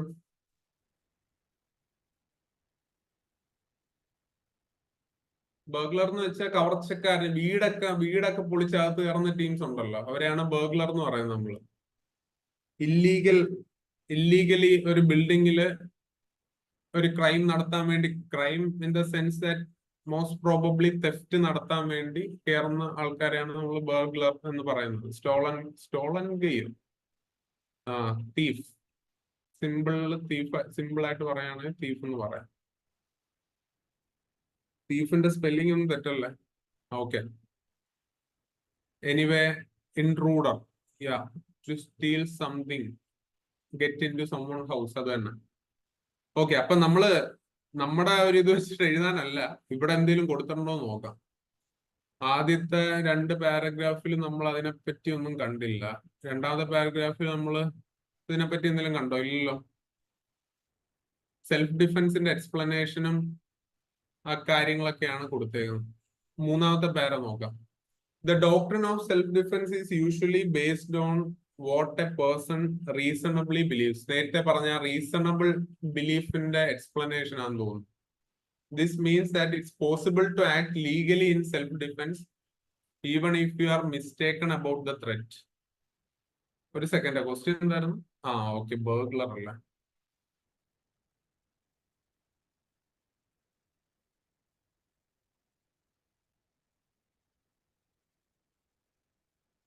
എന്ത് തരത്തിലുള്ള ഫോഴ്സ് ബർഗ്ലർ നമ്മൾ ഉപയോഗിക്കണമെന്ന് കയറുമ്പോൾ? ഓക്കെ, അപ്പൊ അതിനെ പറ്റിയാണെന്ന് തോന്നുന്നു. Usually based on what a person reasonably believes. This means that it's possible to act legally in self-defense even if you are mistaken about the threat, as long as your mistake is reasonable. If you kill another person because you honestly but unreasonably thought the person was trying to kill you, that's still criminal homicide. Okay, ഇതൊന്ന് വായിച്ചു നോക്കിയേ. Usually based on what a person reasonably believes. നമ്മൾ വിചാരിക്കുന്ന പോലാണ്. അപ്പോ ഒരു burglar വീടിന്റെ അകത്ത് കുത്തിപ്പൊളിച്ച് കയറുമ്പോ നമ്മുടെ മൈൻഡ് എങ്ങനെയാണ്? നമ്മൾ വിചാരിക്കുവാണ് ഇയാൾ നമ്മളെ കൊല്ലാൻ വരുവാണ് എന്ന് വിചാരിക്കുവാണെങ്കിൽ നമുക്ക് സെൽഫ് ഡിഫെൻസ് ചെയ്യാം. വീട് കുത്തിപ്പൊളിക്കുക എന്ന് പറയുന്ന ആക്ട് തന്നെ പുള്ളി ഇനിഷ്യൽ അഗ്രസർ ആയി കഴിഞ്ഞു. അപ്പൊ നമ്മൾ ഇനിഷ്യൽ അഗ്രസറിനെ പറ്റി പറയണ്ട, നമ്മള് ഇനിഷ്യൽ അഗ്രസർ അല്ല ഇപ്പൊ. ഓക്കെ, അപ്പോഴത്തേക്ക് അൺഎക്സ്പെക്ടഡ് ആയിട്ട് ഒരാൾ അകത്തോട്ട് കയറി വരുമ്പോൾ തന്നെ പുള്ളി ഇനിഷ്യൽ അഗ്രസർ ആയി. പിന്നെ നമുക്ക് സെൽഫ് ഡിഫെൻസ് ചെയ്യാം. എന്നിട്ടിപ്പോ നമ്മളെ അറ്റാക്ക് ചെയ്യുമെന്ന് പേടിച്ചിട്ട് നമുക്ക് ഈവൻ എക്സസീവ് ആയിട്ടുള്ള ഒരു മൂവ് വേണേലും ചെയ്യാം. കാര്യം അതാണ് ഇതിൽ വായിച്ചു നോക്കിയാൽ മനസ്സിലാവും. It's possible to act legally in self defence if you are mistaken about the threat, as long as your mistake is reasonable. If you kill another person, എന്ന് വെച്ചാൽ നമ്മൾ വിചാരിക്കുവാണ് ഇയാൾ നമ്മളെ കൊല്ലാനാ വരുന്നത്. പക്ഷെ ആക്ച്വലി അയാൾ കൊല്ലാനല്ലായിരിക്കും വരുന്നത്. അയാള് വല്ല അടിച്ചു മാറ്റാനായിരിക്കും വരുന്നത്. പക്ഷെ എങ്കിലും നമുക്ക് റീസണബിൾ ആയിട്ടുള്ള ജസ്റ്റിഫൈ ചെയ്യാൻ പറ്റിയ ഒരു റീസൺ ഉണ്ടെങ്കിൽ നമുക്ക് വേണേൽ അയാളെ തട്ടാം. അതാണ് പറയുന്നത്. പക്ഷെ അങ്ങനെ അറിയാതെ നമ്മൾ റീസണബിൾ ആയിട്ട് അറിയാതെ ഒരാളെ കൊല്ലുവാണെങ്കിൽ അതിനെ നമ്മൾ that is still criminal homicide. അതായത് എഴുതിയിരിക്കുന്നത്. But your charge might be reduced from murder to manslaughter. മനസ്സിലായില്ല? മർഡറും മാൻസ്ലോട്ടറും രണ്ടും ആളെ കൊല്ലല് തന്നെയാണ്. മനസ്സിലായില്ല? രണ്ടും ക്രിമിനൽ ഹോമിസൈഡ് തന്നെയാണ്. ഹോമിസൈഡ് എന്ന് പറഞ്ഞാൽ മനുഷ്യരെ കൊല്ലുന്ന സംഭവം. പക്ഷേ ഒന്ന് നമ്മളെ രക്ഷിക്കാൻ വേണ്ടി, അല്ലെ നമ്മുടെ കൂടെ ഉള്ള ആരെങ്കിലും രക്ഷിക്കാൻ വേണ്ടി നമ്മൾ ചെയ്യുന്നതിനെയാണ് ക്രിമിനൽ ഹോമിസൈഡ് എന്നുള്ള രീതി വരുന്നു. പക്ഷെ അല്ലെങ്കിൽ മാൻസ്ലോട്ടർ എന്നുള്ള രീതി വരുന്നു. പക്ഷെ നമ്മൾ ഇന്റൻഷനലി, നമ്മൾ കഴിഞ്ഞ ദിവസം പഠിച്ചു എന്തായിരുന്നു ഇന്റൻഷനലി വിത്ത് ഗിൽറ്റി മൈൻഡ് ചെയ്യുന്ന സാധനം എന്തുവാ? അതിന്റെ ലാറ്റിൻ ടേം നമ്മൾ പഠിച്ചായിരുന്നല്ലോ. എന്താണ് വിത്ത് ഗിൽറ്റി മൈൻഡ് അല്ലെ ഇന്റൻഷനലി നമ്മൾ ചെയ്യുന്നതിനാണ് മർഡർ എന്ന് പറയുന്നത്. Yes, mens rea, REA. Okay, അപ്പോ അതാണ് മർഡറും മാൻസ്ലോട്ടറും തമ്മിലുള്ള വ്യത്യാസം. പക്ഷെ ഇവിടെ ചോദിച്ചിരിക്കുന്നത് അപ്പൊ അങ്ങനെ വരുവാണെങ്കിൽ ഒരാള് ബർഗ്ലർ ഇങ്ങനെ നമ്മൾ ഏത് തരത്തിലുള്ള ഫോഴ്സ് ഉപയോഗിക്കുമെന്നാണ്. അപ്പൊ നമുക്ക് സെൽഫ് ഡിഫെൻസ് ഉപയോഗിക്കാം, അല്ലെങ്കിൽ അറ്റാക്ക് ചെയ്യാം, അല്ലെങ്കിൽ you can even go to the extent of killing him or her. Okay, അതാണ് എഴുതേണ്ടത്. അത് ക്ലിയർ അല്ലേ? ആക്ച്വലി ആ ക്വസ്റ്റ്യന്റെ ഡയറക്റ്റ് ആൻസർ ഇതിലില്ല അല്ലേ? വാട്ട് കൈൻഡ് ഓഫ് ഫോഴ്സ്, ഈ ഒരു സംഭവം പണ്ടത്തെ പാസേജുകളിലാണെങ്കിൽ കറക്റ്റ് എഴുതിയിരിക്കും ഏത് തരത്തിലുള്ള ഫോഴ്സ് ഉപയോഗിക്കണം. പക്ഷെ ഇതിന്റെ അകത്ത് അതൊന്നും കൊടുത്തിട്ടില്ല. നമ്മൾ നമ്മുടെ ലോജിക്ക് വെച്ച് മനസ്സിലാക്കുക. ഒരാള് റീസണബിളി ബിലീവ് ചെയ്യുന്നതിനെ പറ്റി പറയുമ്പോഴേ നമ്മൾ മനസ്സിലാക്കുക അയാൾക്ക് അങ്ങനെ തോന്നിയാൽ അങ്ങനെ ചെയ്യാം, ഇങ്ങനെ തോന്നിയാൽ ഇങ്ങനെ ചെയ്യാം. ആ സംഭവം ക്ലിയർ ആണോ? ഈ പറഞ്ഞത് ക്ലിയർ ആണെങ്കിൽ ഒന്ന് കമന്റ് ചെയ്യാമോ?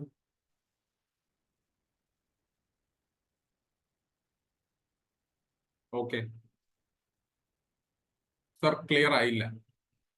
What kind of force may be used by a person against a burglar who breaks in to his house at night?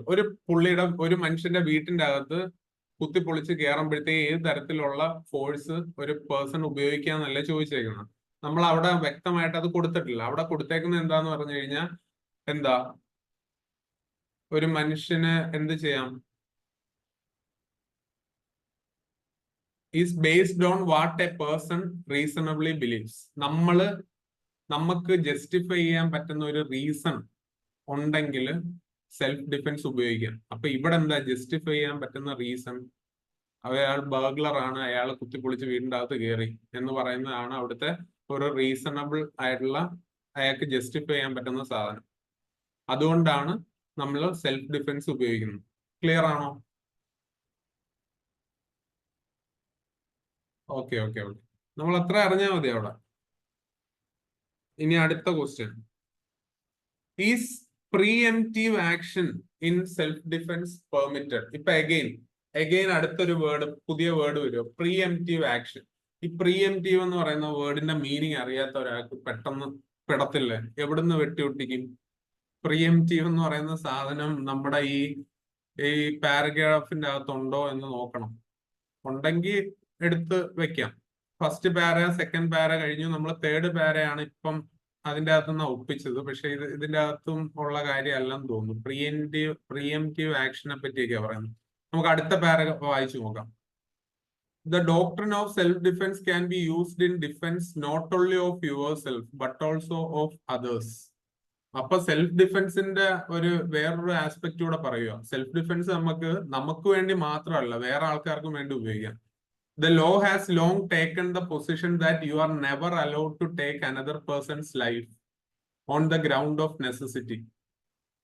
എന്ന് പറഞ്ഞാൽ പണ്ട് തൊട്ടേ ലോയിൽ പറയുന്നുണ്ട് നമുക്ക് ഒരാളുടെ ജീവൻ എടുക്കാൻ പറ്റത്തില്ല on the ground of necessity, on the ground of need. Necessity എന്താ? നീഡ് അല്ലെങ്കിൽ റിക്വയർമെന്റ് അല്ലെ എസെൻഷ്യാലിറ്റി. ഒരാളെ കൊല്ലാൻ വേണ്ടി കൊല്ലാൻ പറ്റത്തില്ല. മനസ്സിലായില്ല? അതാണ് പറയുന്നത്.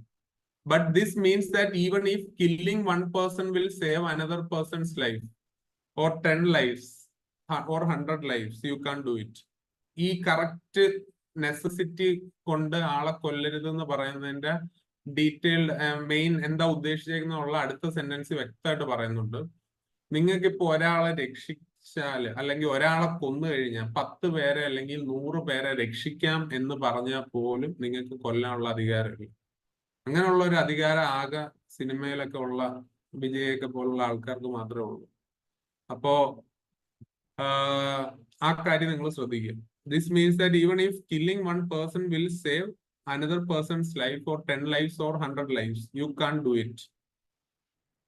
അപ്പൊ ഒരാളെ കൊന്നു കഴിഞ്ഞാൽ 100 പേരെ ആണെങ്കിലും 10 പേരെ ആണെങ്കിലും രക്ഷപ്പെടുത്താം എന്നൊക്കെ പറഞ്ഞാൽ പോലും ചെയ്യാൻ പറ്റത്തില്ല. നമ്മള് യൂട്ടിലിറ്റേറിയനിസം എന്ന് പറയുന്ന ഒരു തിയറി ഉണ്ട്. അതിൽ പറയുന്നതെന്ന് പറഞ്ഞാൽ നമ്മൾ ഒരു പർട്ടിക്കുലർ ആക്ഷൻ ചെയ്തു കഴിഞ്ഞാൽ അത് ഗ്രേറ്റർ ഗുഡിന് വേണ്ടി ഒരു action results in greater good ആണെങ്കിൽ നമ്മൾ അത് ചെയ്യണമെന്നാ പറയുന്നത്. അപ്പൊ ഇതിലിപ്പം ഒരാക്ഷൻ, ഒരാളെ തട്ടുക, ഇറ്റ് ഈസ് ഗുഡ് ഫോർ എന്താ, അയാൾ അല്ലെങ്കിൽ 100 പേരെ തട്ടും എന്ന് വിചാരിച്ചിട്ട് ഒരു ഗ്രേറ്റർ ഗുഡിന് വേണ്ടി നമ്മൾ സെൽഫ് ഡിഫൻസിൽ ചെയ്തതാന്ന് പറഞ്ഞു കഴിഞ്ഞാൽ ജയിലിൽ കിടക്കാം. 10 പേരെ കൊന്നതിന്റെ അത്രയും 10x10 മിനിമം വെച്ച് കിട്ടും. ഓക്കെ, ഒരു ഐഡിയ കിട്ടിയല്ലോ. അപ്പൊ ഇതെന്തായിരുന്നു ക്വസ്റ്റ്യൻ വരും, നമ്മൾ എന്തിനാ ഇപ്പൊ ഇതൊക്കെ പറയുന്നത്? Is preemptive action in self defence permitted? Preemptive action, പ്രീഎംപ്റ്റീവിന്റെ മീനിങ് എന്താ? പ്രീ ഡിറ്റർമിൻഡ് എന്ന് വെച്ചാ മുന്നേ നമ്മൾ തീരുമാനിച്ചു വെച്ചിരിക്കുകയാണ് സെൽഫ് ഡിഫൻസ് ചെയ്യാന്ന്. അങ്ങനെ സെൽഫ് ഡിഫൻസ് ചെയ്യാൻ പറ്റത്തില്ലല്ലോ. സെൽഫ് ഡിഫൻസിന് എപ്പോഴും നമ്മൾ ആ നേരത്തെ പാരഗ്രാഫിന്റെ ലാസ്റ്റ് സെന്റൻസിൽ പറയുന്നുണ്ട് എന്താ, അല്ല ഈ പാരഗ്രാഫിന്റെ ലാസ്റ്റ് സെന്റൻസിൽ പറയുന്നുണ്ട്, if one person is actually trying to kill another person. അല്ല ഇതല്ല. If you kill another person because you honestly, അതുമല്ല. The person claiming the right to self-defense must not be the initial aggressor. മനസ്സിലായില്ലേ? Initial aggressor ആവരുതെന്ന് പറയുന്നുണ്ട്. And the amount of force used must not be excessive. ഇതും important ആട്ടോ, ഈ രണ്ട് കാര്യങ്ങൾ important ആണ്. എക്സസീവ് ഫോഴ്സ് ആവരുതെന്നും പറയുന്നുണ്ട്. എക്സസീവ് ഫോഴ്സ് എന്ന് പറഞ്ഞാൽ ഇനിഷ്യൽ അഗ്രസറും ആവരുത്, എക്സസീവ് ഫോഴ്സും ആവില്ല. എക്സസീവ് എന്ന് പറഞ്ഞാൽ കൊല്ലുക എന്നുള്ള ഒരു രീതിയിലാണ്. ഓക്കെ, അപ്പൊ ഇനിഷ്യൽ അഗ്രസർ ആവരുതെന്ന് പറയുന്നുണ്ട്. അപ്പൊ പ്രീഎംപ്റ്റീവ് ആക്ഷൻ എടുക്കാൻ പറ്റുമോ? എന്താ അഭിപ്രായം? Is preemptive action in self defence permitted? Yes or no? യെസ്സോ? എങ്ങനെ വരും? യെസ് ആണോ നോ ആണോ? പ്രീഎംപ്റ്റീവ് ആക്ഷൻ എന്ന് പറഞ്ഞാൽ നമ്മൾ മുന്നേ തീരുമാനിക്കുകയാണ്, നമുക്കൊരു ഇനിഷ്യൽ എന്താ റിട്ടാലിയേറ്റ് ചെയ്യാനായിട്ട് ഒരു ഇനിഷ്യൽ അഗ്രഷനോ എവിടെയും കാണാതെ തന്നെ നമ്മൾ ആദ്യമേ തീരുമാനിക്കുന്നതിനെയാണ് പ്രീഎംപ്റ്റീവ് ആക്ഷൻ എന്ന് പറയുന്നത്. ജോയിൻ ചെയ്യാൻ ലേറ്റായി ഏതാ സബ്ജക്റ്റ് എന്ന്, ഏത് സബ്ജക്റ്റ് ആയിട്ട് തോന്നുന്നു കണ്ടിട്ട്?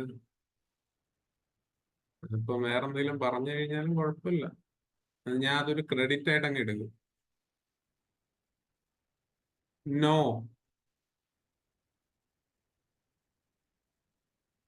വിറ്റ അതെന്ത് സാധനം?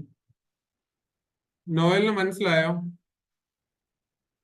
പ്രീഎംപ്റ്റീവ് സെൽഫ് ഡിഫൻസിൽ പ്രീഎംപ്റ്റീവ് ആക്ഷൻ ഇല്ല, അതല്ലേ വ്യക്തമായിട്ട് അതിൽ പറഞ്ഞേക്കുന്നേ. ഇനിഷ്യൽ അഗ്രസർ ആവാൻ പറ്റത്തില്ല എന്ന് പറഞ്ഞാൽ തന്നെ അതിന്റെ അർത്ഥം അതല്ലേ. പ്രീഎംപ്റ്റീവ് ആക്ഷൻ എടുക്കാന്ന് പറഞ്ഞാൽ ആദ്യമേ നമ്മൾ ഫസ്റ്റ് അഗ്രഷൻ തുടങ്ങാന്നല്ല. Okay, clear. അപ്പം preemptive action self defence permit ആണോ? അല്ല, നോ പറയുക. It's is not permitted in self defence എന്ന് എഴുതിയിട്ട് അതിന്റെ എക്സാക്ട് റീസൺ പറയുക. അതിന്റെ റീസൺ എന്താണ്ട് അവിടെ വ്യക്തമായിട്ട് എഴുതിയിട്ടുണ്ട്. ഇതാണ്, the person claiming the right to self defence must not be the initial aggressor. ഈ സംഭവമാണ് എഴുതേണ്ടത്. ഓക്കെ, ക്ലിയർ ആണോ? I hope this is clear. നമുക്ക് അടുത്ത ക്വസ്റ്റ്യനിലോട്ട് പോകാം. ഞാൻ ടൈം എടുത്ത് ഇത് പറയുന്നത് വെച്ചാൽ നമ്മൾ ആ ഒരു ചിന്തിക്കേണ്ട രീതി മനസ്സിലാക്കാൻ വേണ്ടി മാത്രമേ ഉള്ളൂ. എക്സാമിന് നമ്മൾ ഓടിച്ചിങ്ങനെ കണ്ട് എഴുതി അങ്ങ് പോത്തേ ഉള്ളൂ. ഇതിനെപ്പറ്റി ഒന്നും കൂടുതൽ ആലോചിക്കാൻ സമയം കിട്ടത്തില്ല അപ്പൊ. ഓക്കെ, സോ അടുത്ത ക്വസ്റ്റ്യൻ നോക്കാം. Would you agree that manslaughter is a more serious charge than murder? Why not? നമ്മൾ ഇതിനെപ്പറ്റി എവിടെയോ കണ്ടില്ലേ, മാൻസ്ലോട്ടറും മർഡറും. എന്താണ്? Would you agree that manslaughter is a more serious charge than murder? നമ്മൾ ഡിസ്കസ് ചെയ്തതാണല്ലോ. ഏതാണ് മോർ സീരിയസ് ചാർജ്? മാൻസ്ലോട്ടർ ആണോ മർഡർ ആണോ? മാൻസ്ലോട്ടർ എന്താണെന്ന് നമ്മൾ പറഞ്ഞു. എന്താണ് മാൻസ്ലോട്ടർ?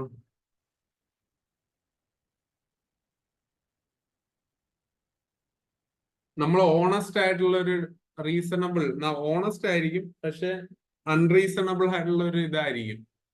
കാര്യം ആള് ചിലപ്പം നമ്മളെ കൊല്ലാൻ വന്നതല്ലായിരിക്കും, പക്ഷെ നമ്മൾ honestly believe that he is coming to kill us. ആ ഒരു രീതിയിൽ വിചാരിച്ചിട്ട് ചെയ്യുമ്പോഴാണ് അത് ആള് മരിച്ചല്ലോ എന്തായാലും. അപ്പം ക്രിമിനൽ ഹോമിസൈഡ് ആണ്, അപ്പൊ മാൻസ്ലോട്ടർ തന്നെയാണ്. ബട്ട് ഇന്റൻഷനലി ചെയ്യുന്നതാണ് മർഡർ. സോ അഗെയിൻ മർഡർ ആണ്. Would you agree that manslaughter is a more serious charge than murder? No, you can't agree അല്ലേ? I do agree manslaughter. Murder is more serious man അല്ലേ? As per the manslaughter can it be killing many people. ഇല്ല, ആ രീതിയിൽ അല്ല ഇവിടെ പറ. It can or cannot be. But നമ്മൾ ഈ പാരയിൽ എന്താണ് പറഞ്ഞേക്കുന്നത് നമ്മൾ നേരത്തെ വായിച്ചില്ലേ, അത് മാത്രം നോക്കിയാൽ മതി. മാൻസ്ലോട്ടറിനെ പറ്റിതാ എവിടെ ആയിരുന്നു പറഞ്ഞത്? If you kill another person because you honestly but unreasonably thought that the person was trying to kill you. നമ്മൾ ഒരാളെ കൊല്ലുന്നു, പക്ഷെ നമ്മൾ honestly believing that he is coming to kill us, but actually he was not coming to kill us. അപ്പൊ അതുകൊണ്ട് തന്നെ അത് unreasonable ആയി. നമ്മൾ വിചാരിക്കുന്നു അയാൾ നമ്മളെ കൊല്ലാൻ വരുന്നു, അയാൾ നമ്മളെ കൊല്ലാൻ വന്നതാണെങ്കിൽ റീസണബിൾ ആണ്. അൺറീസണബിൾ ആവുന്ന ഇൻ ദ സെൻസ് ദാറ്റ് ആള് അതിനല്ലായിരിക്കും വന്ന, but still unreasonably thought that the person was trying to kill you. That still criminal homicide. രണ്ടും ക്രിമിനൽ ഹോമിസൈഡ് ആണ്. But your charge might be reduced from murder to manslaughter. കണ്ടോ, മർഡറിൽ നിന്ന് മാൻസ്ലോട്ടറിലേക്ക് charge reduce ചെയ്യും എന്ന് പറഞ്ഞു കഴിഞ്ഞാൽ murder is more serious than manslaughter എന്നല്ല അർത്ഥം. ക്ലിയർ അല്ലേ? അപ്പൊ ഇതെല്ലാം ഇതിന്റെ അകത്ത് കിടപ്പുണ്ട്. അപ്പൊ വൈ നോട്ടും ചോദിച്ചേക്കുന്നു. അപ്പം അത് അല്ല എന്ന് നമ്മൾ പറഞ്ഞു. അതിന്റെ റീസണും നമ്മൾക്ക് അവിടുന്ന് സൈറ്റ് ചെയ്യാവുന്നേ ഉള്ളൂ. ഓക്കെ, ക്ലിയർ ആണല്ലോ? അടുത്തത്, could self defence include the defence of a group of people? പിന്നെ അതിന്റെ ആൻസർ എഴുതുമ്പോൾ ഒരു കാര്യം ശ്രദ്ധിക്കുക.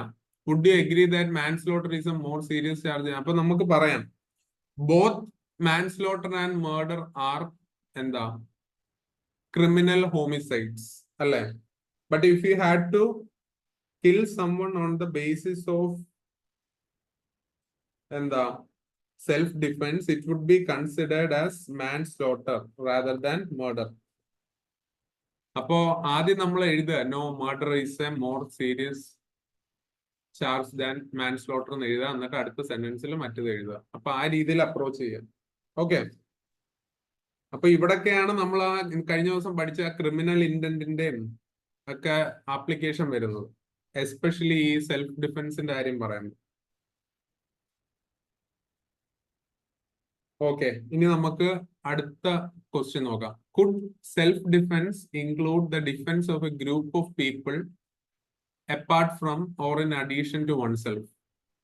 Could self-defense include defense of a group of people apart from or in addition to oneself? എന്താണ് ചോദിച്ചേക്കുന്നത്? സെൽഫ് ഡിഫെൻസ് എന്ന് പറഞ്ഞു കഴിഞ്ഞാൽ നമ്മൾ ഒരാളെ മാത്രമാണോ അതോ നമ്മൾ ഒരു ഗ്രൂപ്പ് ഓഫ് പീപ്പിളിനെയാണോ ഉദ്ദേശിക്കുന്നത് എന്നാണ് ക്വസ്റ്റ്യൻ. എന്താണ്? Yes or no?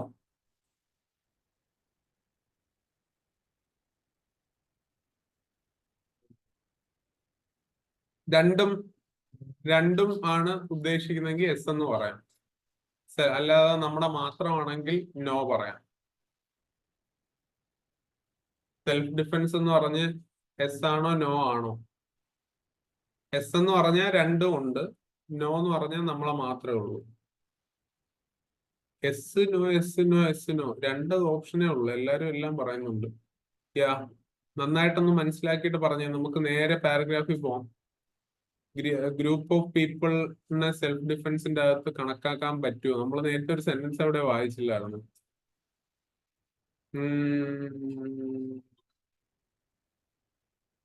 The doctrine of self-defense can be used in defense not only of yourself but also of others. Not only but also ഒക്കെ ഉപയോഗിച്ചിട്ട് നിങ്ങൾ കണ്ടില്ലേ അത്? The doctrine of self-defense can be used in defense not only of yourself but also of others. എന്ന് പറഞ്ഞാൽ self defence നമുക്ക് വേണ്ടി മാത്രമല്ല ബാക്കിയുള്ളവർക്കും വേണ്ടി ഉപയോഗിക്കും. അതെങ്ങനെ നമുക്ക് സബ്സ്റ്റാൻഷിയേറ്റ് ചെയ്യാൻ പറ്റും? ഒരു ലോജിക്ക് ഒന്ന് ആലോചിച്ച് നോക്കിയേ.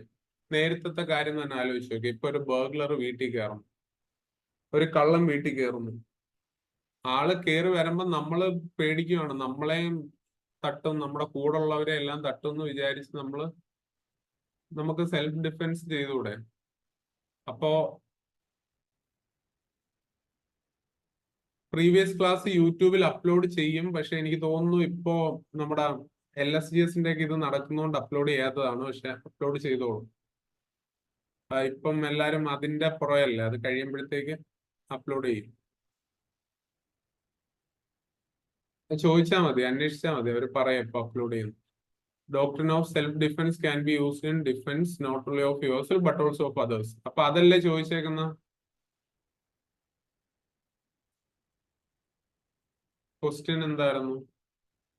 Could self defence include defence of a group of people apart from addition to oneself? അപ്പൊ അത് പറഞ്ഞതിന് ശേഷം നമുക്ക് വേണമെങ്കിൽ മറ്റേ കാര്യമൊക്കെ പറയാം. നമ്മുടെ കൂടുള്ള ആൾക്കാരെ രക്ഷിക്കാൻ വേണ്ടി നമുക്ക് ചെയ്യാന്നുള്ളത്. ഇതാണ്ട് അതിന്റെ ഏറ്റവും ഒന്നുകൂടെ സബ്സ്റ്റാൻഷിയേറ്റ് ചെയ്യാനായിട്ടുള്ള ഒരു സെന്റൻസ് ഇതാണ്ട് ഇവിടെ അവസാനമുണ്ട്. 10 lives 100 lives ഒക്കെ നമ്മൾ മുന്നേ ഉപയോഗിച്ചു. അത് കഴിഞ്ഞിട്ട് കണ്ട, but if one person is actually trying to kill another person, you can kill the first person to save the second person's life. നോക്കിയേ, മനസ്സിലായോ? ആക്ച്വലി ഇപ്പൊ ഒരാളെ തട്ടിയതിന് ശേഷം ഇപ്പൊ നമ്മളെ കൊല്ലും എന്ന് വിചാരിക്കുവാണ്, അങ്ങനെയാണെങ്കിൽ നമുക്ക് അയാളെ തട്ടാന്നുള്ള രീതിയിലാണ് പറയുന്നത്. ഇപ്പൊ വേറൊരു മനുഷ്യന് നമ്മുടെ കൂടെ ഒരാളുണ്ടായിരുന്നു, ഇപ്പൊ അയാളെ കൊല്ലാനായിട്ട് നോക്കുവാണ്. അപ്പൊ നമുക്ക് വേണമെങ്കിൽ ഇയാളെ കൊല്ലാം. കാര്യം അയാളെ കൊല്ലും, പിന്നെ എന്നെ കൊല്ലും, ആ ഒരു കൺസെപ്റ്റില് കൊല്ലാം. മനസ്സിലായ? അതാണ് ഇവിടെ പറഞ്ഞേക്കുന്നത്. അപ്പൊ അങ്ങനെ ഒരു സെന്റൻസ് കൂടെ അവർ കൊടുത്തിട്ടുണ്ട്. അപ്പൊ അത് നമുക്ക് ഇവിടെ ആഡ് ചെയ്യാൻ പറ്റും ഈ സെൽഫ് ഡിഫെൻസിന്റെ കാര്യത്തിൽ.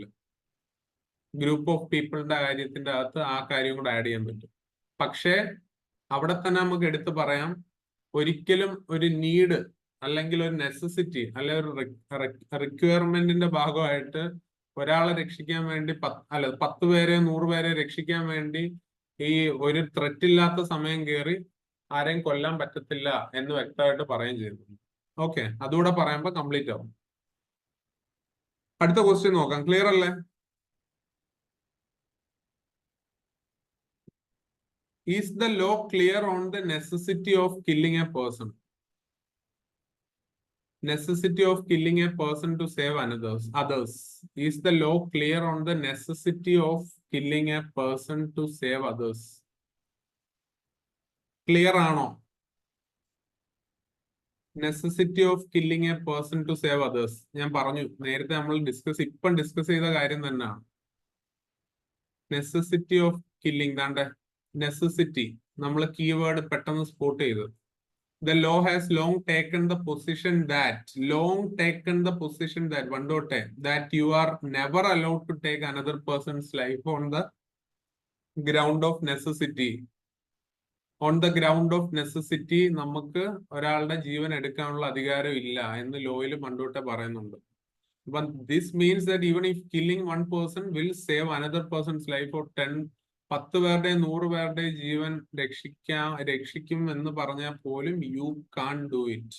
ഓക്കെ, അപ്പം ഈ ഒരു പർട്ടിക്കുലർ ഗ്രൗണ്ട് ക്ലിയർ ആയിട്ട് മെൻഷൻ ചെയ്തിട്ടുണ്ടോ? അല്ലെങ്കിൽ എന്താ, is the law clear on the necessity of killing a person to save others? Yes or no? എന്താണ്?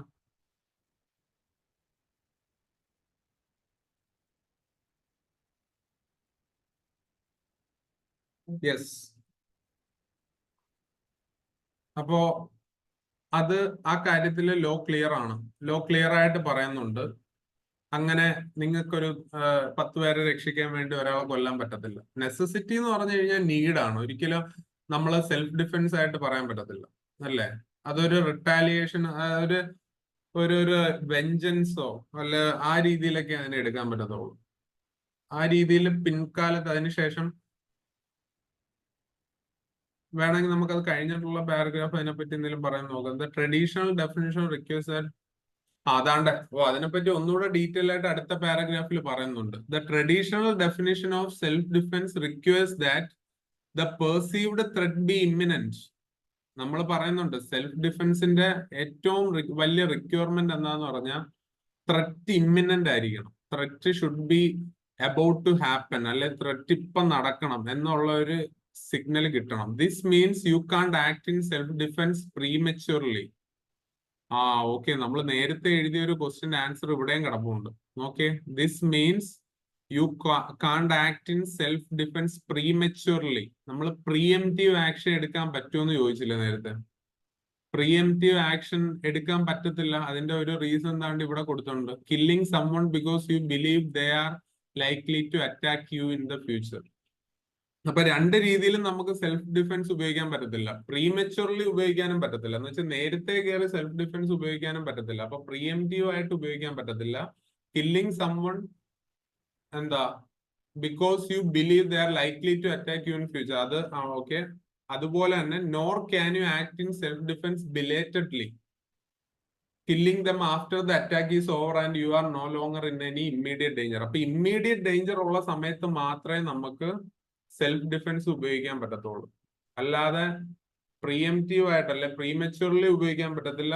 ആ ഒരു സിറ്റുവേഷൻ കഴിഞ്ഞതിന് ശേഷം പിന്നീട് കുറച്ചാൾ കഴിഞ്ഞിട്ടൊന്ന് കൊന്നേക്കാം, എനിക്ക് അന്ന് സെൽഫ് ഡിഫെൻസ് ചെയ്യാൻ പറ്റിയില്ല, ഒരാഴ്ച കഴിഞ്ഞ് സെൽഫ് ഡിഫെൻസിന് 4 ആളെയും വിളിച്ചുകൊണ്ട് പോവാം എന്ന് വിചാരിച്ച് നടക്കത്തില്ല. ഓക്കെ, നടക്കും, പിന്നെ നടക്കാൻ പറ്റത്തില്ല, അത്രേ ഉള്ളൂ.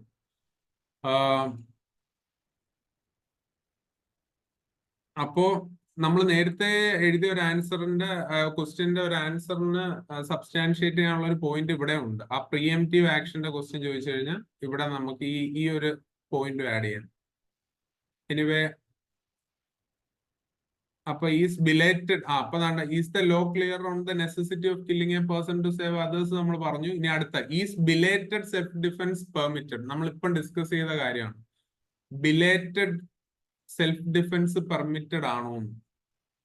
ബിലേറ്റഡ് സെൽഫ് ഡിഫെൻസ് അല്ലല്ലോ, കാര്യം അതല്ലേ പറഞ്ഞത്. ഇപ്പം യെസ് ഓർ നോ? അല്ലല്ലോ. നമ്മള് no should be acted in an immediate danger. Imminent ആയിട്ടുള്ള ഡേഞ്ചർ അല്ലെ ഇമ്മീഡിയറ്റ് ഡേഞ്ചർ ഉണ്ടെങ്കിൽ മാത്രമേ നമുക്ക് ഉപയോഗിക്കാൻ പറ്റത്തുള്ളൂ. അത് വ്യക്തമായിട്ട് എഴുതുക. ഇപ്പൊ 2 or 3 സെന്റൻസസ് കൊടുക്കാൻ നോക്കുക. അതാണ് ഹെഡിങ് കൊടുത്തേക്കുന്നത്. നിങ്ങൾ എപ്പോഴും ഈ ഒരു ഇത് പഠിച്ചിട്ട് പോയിട്ട് അടുത്ത എക്സാമിന് ചിലപ്പോൾ അവര് 5 മാർക്കിന് 4 ക്വസ്റ്റ്യനും മിനിമം 5 സെന്റൻസോ 4 സെന്റൻസോ ഒക്കെ എഴുതാൻ പറയുമെങ്കിൽ അത് കാണാതെ പോരുത്. ഓക്കെ, അപ്പം belated self defence is not permitted എന്ന് എഴുതുക ആദ്യം, എന്നിട്ട് വൈ നോട്ട് എന്നുള്ളതിന്റെ റീസണും എഴുതുക ആ സ്റ്റേറ്റ്മെന്റ് എന്നിട്ട്. ഓക്കെ, ആ ലാസ്റ്റ് പാരഗ്രാഫ് ആണ് അത് വ്യക്തമായിട്ട് കൊടുത്തേക്കുന്നത്.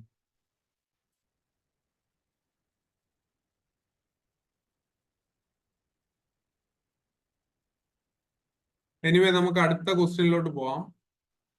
Explain the term battered spouses.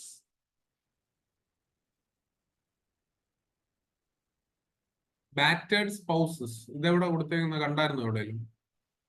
Battered spouses.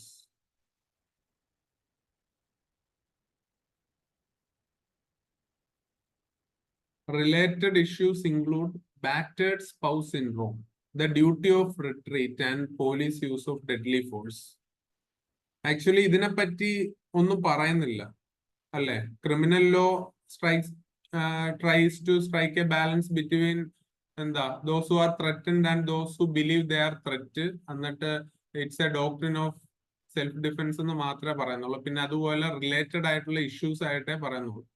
Battered syndrome means, ഇതാണ് അവർ ചോദിച്ചിരിക്കുന്ന ക്വസ്റ്റ്യൻ. അതാണ് ഇപ്പൊ ബ്രോ എന്നോടും ചോദിക്കുന്നത്.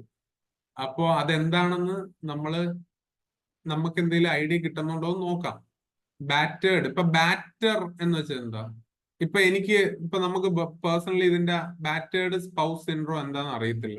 എന്നാൽ നമ്മൾ ആലോചിച്ചുണ്ടാക്കുവോ പെട്ടെന്ന്? നമുക്ക് 2 മാർക്കിന്റെ ക്വസ്റ്റ്യനാ, കളയാൻ പറ്റത്തില്ല. ഈ ക്വസ്റ്റ്യൻ വിട്ടാൽ 2 മാർക്ക് അങ്ങ് പോകും. Related issues include battered spouse syndrome. Spouse എന്ന് പറയുമ്പോ എന്താ? സ്പൗസ് ആരാ?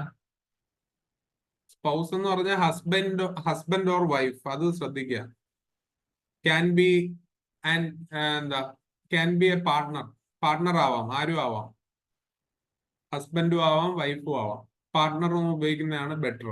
അപ്പോ ബാറ്റർ എന്ന് വെച്ചാൽ എന്താ? നമ്മള് ബാറ്റർ എന്ന് നിങ്ങൾ കേട്ടിട്ടില്ല? മറ്റെല്ലാ സാധനമൊക്കെ ഇടിച്ച് ഞെടുക്കി ഉണ്ടാക്കുന്ന സംഭവം ഇത് വരുന്നത്, മൈദയൊക്കെ ഇടിച്ചിതാക്കുന്നതിനെയൊക്കെ നമ്മൾ ബാറ്റർ എന്നൊക്കെ പറയത്തില്ല. അതുപോലെ നമുക്ക് ബാറ്റേഡ് വട, മാവ്, മാവ് ഓക്കെ. സൊല്യൂഷൻ കേക്ക് ബാറ്റർ ഉണ്ട്. ബാറ്റേഡ് നമ്മള് ഈ അടിക്കുന്നതിനെ ബാറ്റർ ചെയ്യാന്ന് പറയാം. അപ്പോ എന്താ ബാറ്റേഡ് ടു ഡെത്ത് എന്നൊക്കെ നിങ്ങൾ കേട്ടിട്ടില്ലേ? ചിലരൊക്കെ ബാറ്റേഡ് ടു ഡെത്ത് എന്നൊക്കെ കേട്ടിട്ടില്ല. അങ്ങനെയൊക്കെ സംഭവങ്ങളുണ്ട്. Strike repeatedly with hard blows, അതിനെയാണ് ബാറ്റർ ചെയ്യാന്ന് പറയുന്നത്. അപ്പൊ ഈ ബാറ്റേഡ് സ്പൗസ് എന്ന് പറയുമ്പോൾ അടി കിട്ടിയ പാർട്ട്ണർ. അപ്പൊ അടി കിട്ടിയ പാർട്ട്ണർ സിൻഡ്രോം. അപ്പൊ സംതിങ് ടു ഡു വിത്ത് എന്താ, ഒരു ഡൊമസ്റ്റിക് വയലൻസ് വൈബ് കിട്ടിയില്ലേ? അപ്പൊ ആ ഒരു രീതിയിൽ അതാണ് ചോദിച്ചേക്കുന്നത്, റിലേറ്റഡ് ഇഷ്യൂസ്. അപ്പൊ ഇങ്ങനെ ശരിക്കും പറഞ്ഞാൽ ഇത് അറിയാത്തവര് ആയിരിക്കും കൂടുതൽ ആൾക്കാർ. ആ സമയത്ത് നമുക്ക് കൂടുതലൊന്നും ആലോചിക്കാൻ പറ്റത്തില്ല. എങ്കിലും പെട്ടെന്ന് ആ ഒരു ഒന്നും കിട്ടിയില്ല, നമുക്ക് കിട്ടിയ ലോജിക്ക് വെച്ച് അങ്ങ് എഴുതുക. ബാറ്റേഡ് സ്പൗസ് സിൻഡ്രോം എന്ന് പറഞ്ഞു കഴിഞ്ഞാൽ ഇപ്പൊ എന്തോ ഈ പറയുന്ന പോലെ ആസ് എന്താ mental health condition as A result of serious domestic violence ആണ് ശരിക്കും ബാറ്റേഡ് സ്പൗസ് സിൻഡ്രോം. അല്ലെങ്കിൽ ബാറ്റേഡ് വിമൺ സിൻഡ്രോം എന്ന് പറഞ്ഞിട്ട് ഒരു സംഭവമുണ്ട്. അതാണ് യൂഷ്വലി കൂടുതലും നടക്കുന്നത്. അപ്പോ it's A psychological effect of living with intimate partner who is abusive or violent. അപ്പൊ അത് നമ്മൾ ഉദ്ദേശിച്ച സാധനം തന്നെ. നമ്മള് അതിനുശേഷം ഇപ്പൊ ഞാനും എക്സാം ഇപ്പൊ നമുക്ക് ആ ടൈമിൽ നമുക്ക് തോന്നുന്ന എഴുതിയിട്ട് പിന്നീട് പോയി നോക്കിയപ്പോൾ ഓൾമോസ്റ്റ് ശരിയായിരുന്നു. പക്ഷെ എഴുതാതിരുന്നായിരുന്നെങ്കിൽ ആ മാർക്ക് കിട്ടത്തില്ലായിരുന്നു. മനസ്സിലായില്ല? അതെ, ട്രോമ. ആ ഒരു ട്രോമയിലൂടെ കടന്നു പോകുന്നവരുണ്ടല്ലോ, അബ്യൂസീവ് ആയിട്ടുള്ള ഇന്റിമേറ്റ് പാർട്ട്ണർ, ഒരു പാർട്ട്ണറിൽ നിന്ന് ഇന്റിമേറ്റ് ആയിട്ടുള്ള ഒരു പാർട്ട്ണറിൽ നിന്ന് അബ്യൂസീവ് ആയിട്ടുള്ള ഒരു അവസ്ഥയിലൂടെ കടന്നു പോകുന്ന ആൾക്കാർക്ക് ട്രോമ ഉണ്ടാവും. അപ്പൊ അങ്ങനെയുള്ള ആൾക്കാർ ആ ഒരു സിൻഡ്രോം ആണ് ബാറ്റേഡ് സ്പൗസ് സിൻഡ്രോം, അല്ലെ ബാറ്റേഡ് വിമൺ സിൻഡ്രോം എന്നൊക്കെ പറയും.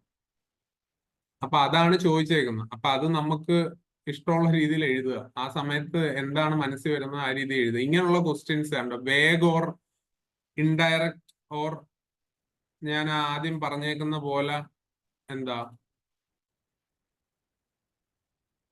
വേർഡ്സ് ഒക്കെ may be ask to explain. നമുക്ക് ചിലപ്പോൾ അതിനെപ്പറ്റി അറിയത്തില്ലെങ്കിലും എന്തെങ്കിലുമൊക്കെ എഴുതി വെക്കേണ്ടി വരും ചിലപ്പോൾ. ഓക്കെ, അപ്പൊ ആ വേർഡ് മീനിങ് ഒക്കെ വെച്ചിട്ട് ഒരു ലോജിക്കില് എന്തെങ്കിലുമൊക്കെ എഴുതി വെക്കുക. ഇതെപ്പോഴും വരണമെന്നില്ല കേട്ടോ, നമുക്ക് അറിയാത്ത കണക്കത്ത്. ഇപ്പൊ അടുത്ത ക്വസ്റ്റ്യൻ, ലാസ്റ്റ് ക്വസ്റ്റ്യൻ നോക്കിയേ. ഇത് കുറച്ചുകൂടെ ഒക്കെ എഴുതാവുന്നേ ഉള്ളൂ, ബാറ്റേഡ് സ്പൗസസ് അല്ലേ? പക്ഷെ അതുപോലല്ല. What do you understand by the duty to retreat? The duty to retreat എന്താന്നൊക്കെ ഇതും ഈ ബാറ്റേഡ് സ്പൗസിന്റെ അടുത്ത് കോമയിട്ട് കൊടുത്തേക്കുവാണ്. Related issues include battered spouse syndrome, the duty to retreat and police use of deadly force. ഇതെല്ലാം നമ്മുടെ എന്താ സെൽഫ് ഡിഫൻസുമായിട്ട് ബന്ധപ്പെട്ട സംഭവങ്ങളാണ് അല്ലെ? അപ്പൊ ഇങ്ങനെ ബാറ്റേഡ് സ്പൗസ് സിൻഡ്രോം, ഇപ്പം നമ്മളെ ഉപദ്രവിക്കുമ്പോൾ തിരിച്ച് സെൽഫ് ഡിഫൻസ് അറിയാവുന്ന ഒരാളാണെങ്കിൽ ജയ് ഹേയോ ആ മൂവിയിലൊക്കെ ഇല്ല, തിരിച്ചിടിക്കുന്നതൊക്കെ പരിപാടി ഇല്ല. അതുപോലുള്ള പരിപാടിയൊക്കെ ഇതുമായിട്ട് റിലേറ്റഡ് ഇഷ്യൂസ് ആണെന്ന് പറയുക. The duty to retreat. Duty to retreat എന്ന് വെച്ചാൽ എന്താ? എന്തെങ്കിലും ഐഡിയ ഉണ്ടോ? അതും നമ്മൾ ലോജിക്ക് വെച്ചിട്ട് എന്തെങ്കിലും എഴുതുക. കാര്യം കൃത്യമായിട്ടൊന്നും പറഞ്ഞിട്ടില്ല എന്താന്ന്. ഇതിനെപ്പറ്റി നമ്മൾ ഫുൾ പാരഗ്രാഫിൽ എവിടെ ഒന്നും കണ്ടില്ല. അപ്പം റിട്രീറ്റ് എന്ന് വെച്ചാൽ എന്താ? തിരികെ വരിക എന്നുള്ളൊരു മീനിങ് അല്ലേ?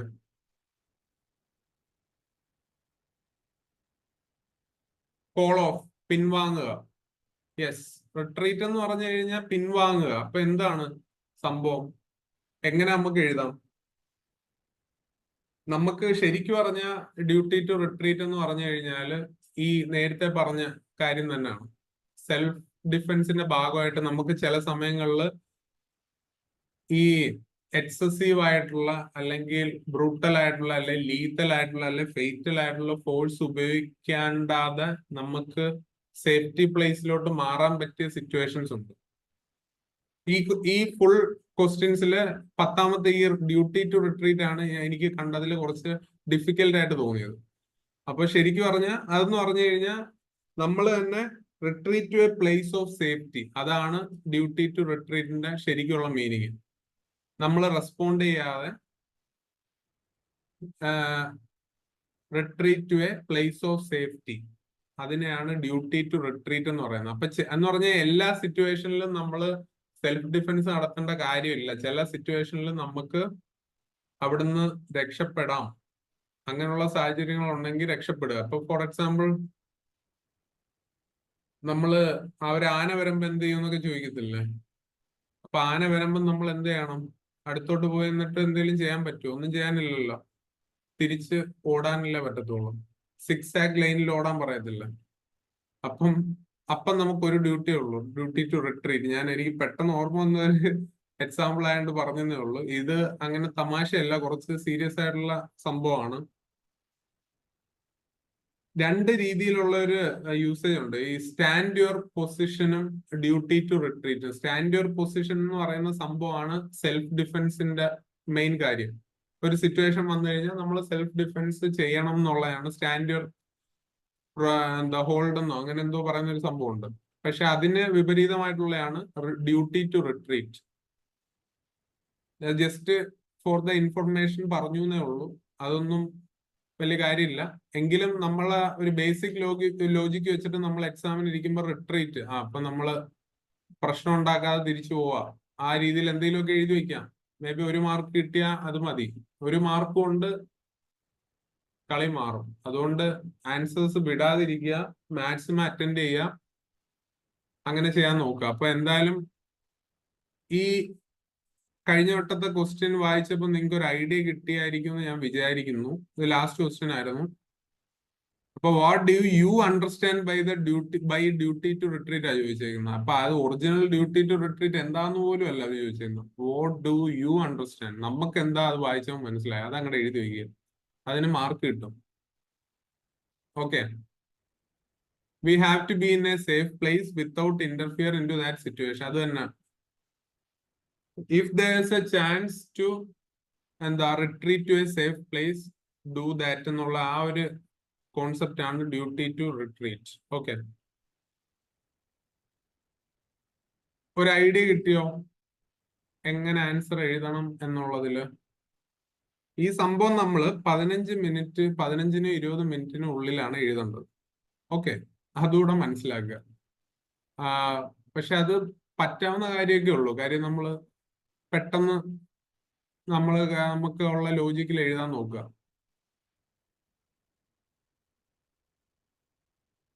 Sir, it feels like we are learning like law graduate students. അതെന്താന്ന് വെച്ചാൽ ഈ പാരഗ്രാഫ് നമ്മള് ഹൈക്കോർട്ട് അസിസ്റ്റന്റിന് വേണ്ടിയല്ല. അപ്പൊ അവരെന്തായാലും ലോ റിലേറ്റഡ് ആയിട്ടുള്ള ടോപ്പിക് ഇടാനായിരിക്കും സാധ്യത കൂടുതൽ. അപ്പൊ നമ്മള് സമയമെടുത്ത് അതിനെപ്പറ്റി ഒന്ന് ഡീറ്റെയിൽ ആയിട്ട് പഠിച്ചുകൊണ്ടാണ് നമുക്ക് അങ്ങനെയൊക്കെ തോന്നുന്നത്.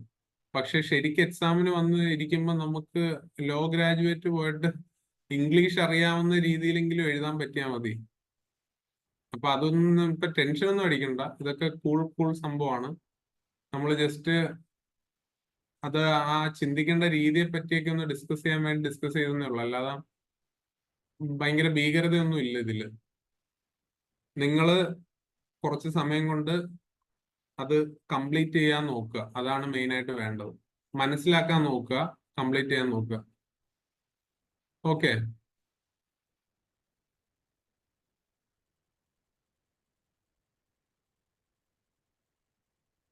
ഇത് പഠിച്ചപ്പോഴത്തേക്ക് നമ്മൾ ലോ ഗ്രാജുവേറ്റ്, നമുക്കിപ്പോ കുറെ പുതിയ കാര്യങ്ങളൊക്കെ പഠിച്ച പോലെ തോന്നുന്നില്ല.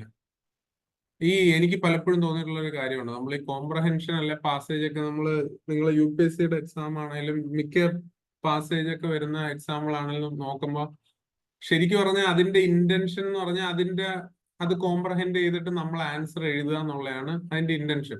പക്ഷെ പലപ്പോഴും ഞാൻ അവിടെ ഇരുന്നിട്ട് അത് വായിച്ചിട്ട് ഇത് കൊള്ളാലോ, അടിപൊളി പാരഗ്രാഫ് ആണല്ലോ, ഈ പർട്ടിക്കുലർ ടോപ്പിക്കിനെ പറ്റി ഇത്രയും കൺസൈസ് ആൻഡ് ബ്രീഫ് ആയിട്ട് ഇത്രയും നല്ല രീതിയിൽ അവർ എക്സ്പ്രസ് ചെയ്തിട്ടുണ്ടല്ലോ, ഇത് കൊള്ളാലോ വായിക്കാൻ എന്നുള്ള രീതിയിൽ നമ്മൾ ചില സമയത്ത് വായിച്ചു പോകും. അങ്ങനെയൊക്കെ വരാറുണ്ട്. പക്ഷെ ഇത് അതുപോലത്തെ ഒരു എക്സാം അല്ല. ഈ എക്സാമിനൊന്നും അങ്ങനെ ആലോചിക്കാനേ പറ്റത്തില്ല. ജസ്റ്റ് ഓടി ചെന്ന് ആൻസർ കണ്ടുപിടിക്കുക, എഴുതുക, പോവുക. നമ്മൾ എഴുതിയതിൽ ശരിയോ തെറ്റോ ഒന്നുമില്ല. കോംപ്രഹെൻഷനിലൊന്നും അങ്ങനെയുള്ള പരിപാടിയേ ഇല്ല. നമ്മൾ എഴുതിയതിൽ ശരിയോ തെറ്റോ അങ്ങനെ നോക്കാനില്ല. ഈവൻ പ്രൈസി ആണെങ്കിൽ പോലും അതും നമ്മുടെ ഇഷ്ടമുള്ള രീതിയിലാണ് നമ്മൾ എഴുതുന്നത്, അല്ലേ? നമ്മള് ചുരുക്കി എഴുതുമ്പം no two people can write precis alike. മനസ്സിലായില്ല? കാര്യം ഓരോരുത്തരും അത് എഴുതി വരുമ്പം നല്ല ഡിഫറൻസ് വരും. കോപ്പി അടിച്ചില്ലെങ്കിൽ ഒരേ കണക്കിരിക്കത്തില്ല. ഓക്കെ. പിന്നെ ഏതാണ്? എസ് എ ആണെങ്കിലും അങ്ങനെ തന്നെ. ഡിസ്ക്രിപ്റ്റീവിന്റെ പ്രത്യേകത ഏതാണ്? നമ്മുടെ ഒരു ഐഡന്റിറ്റി കൊണ്ടുവരാൻ പറ്റും നമുക്ക്. ഹൈക്കോർട്ട് എക്സാം ഞാൻ എഴുതിയിട്ടുണ്ട്.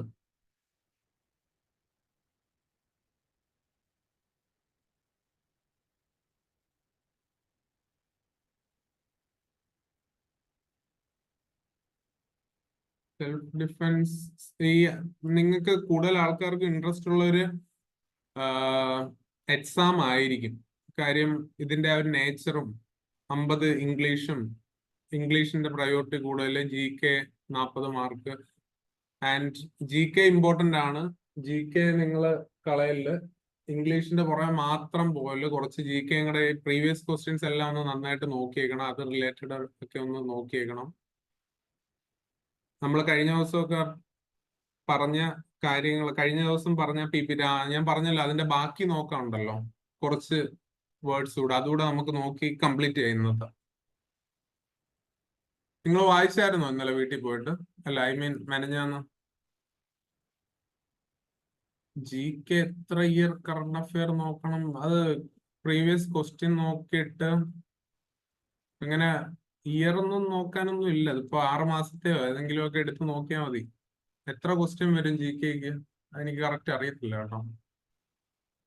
നമ്മൾ എവിടം വരെയായിരുന്നു ഡിസ്കസ് ചെയ്ത?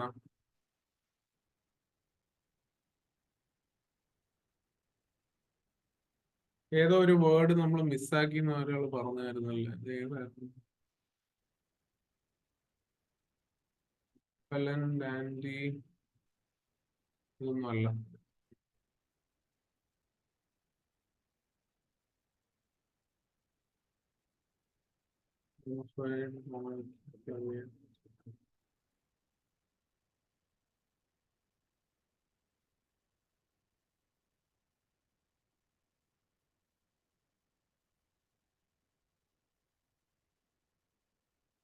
സബ്ജൂഡിസ് ഒക്കെ നമ്മൾ പറഞ്ഞു. Ex parte yes, ex parte. ഇതെല്ലാം ഞാൻ ജസ്റ്റ് ആഡ് ചെയ്തതാണ്. ഇതൊക്കെ ചോദിക്കാനുള്ള സാധ്യത ഓൾമോസ്റ്റ് നില്ലാണ്. പക്ഷേ സ്റ്റിൽ PDF യൂട്യൂബ് ചാനലില് അല്ല, യൂട്യൂബിൽ ഇടുമ്പോ അതിന്റെ കൂടെ PDF ആഡ് ചെയ്യും. അല്ലെങ്കിൽ നിങ്ങൾ ആ ടെലഗ്രാം ചാനലില് ചോദിച്ചാൽ മതി. അപ്പൊ ഈ എക്സ് പാർട്ടി എന്ന് പറഞ്ഞു കഴിഞ്ഞാൽ എന്താണെന്നാണ് പറഞ്ഞേക്കുന്നത് നോക്കിയേ. Done by one side only in a case.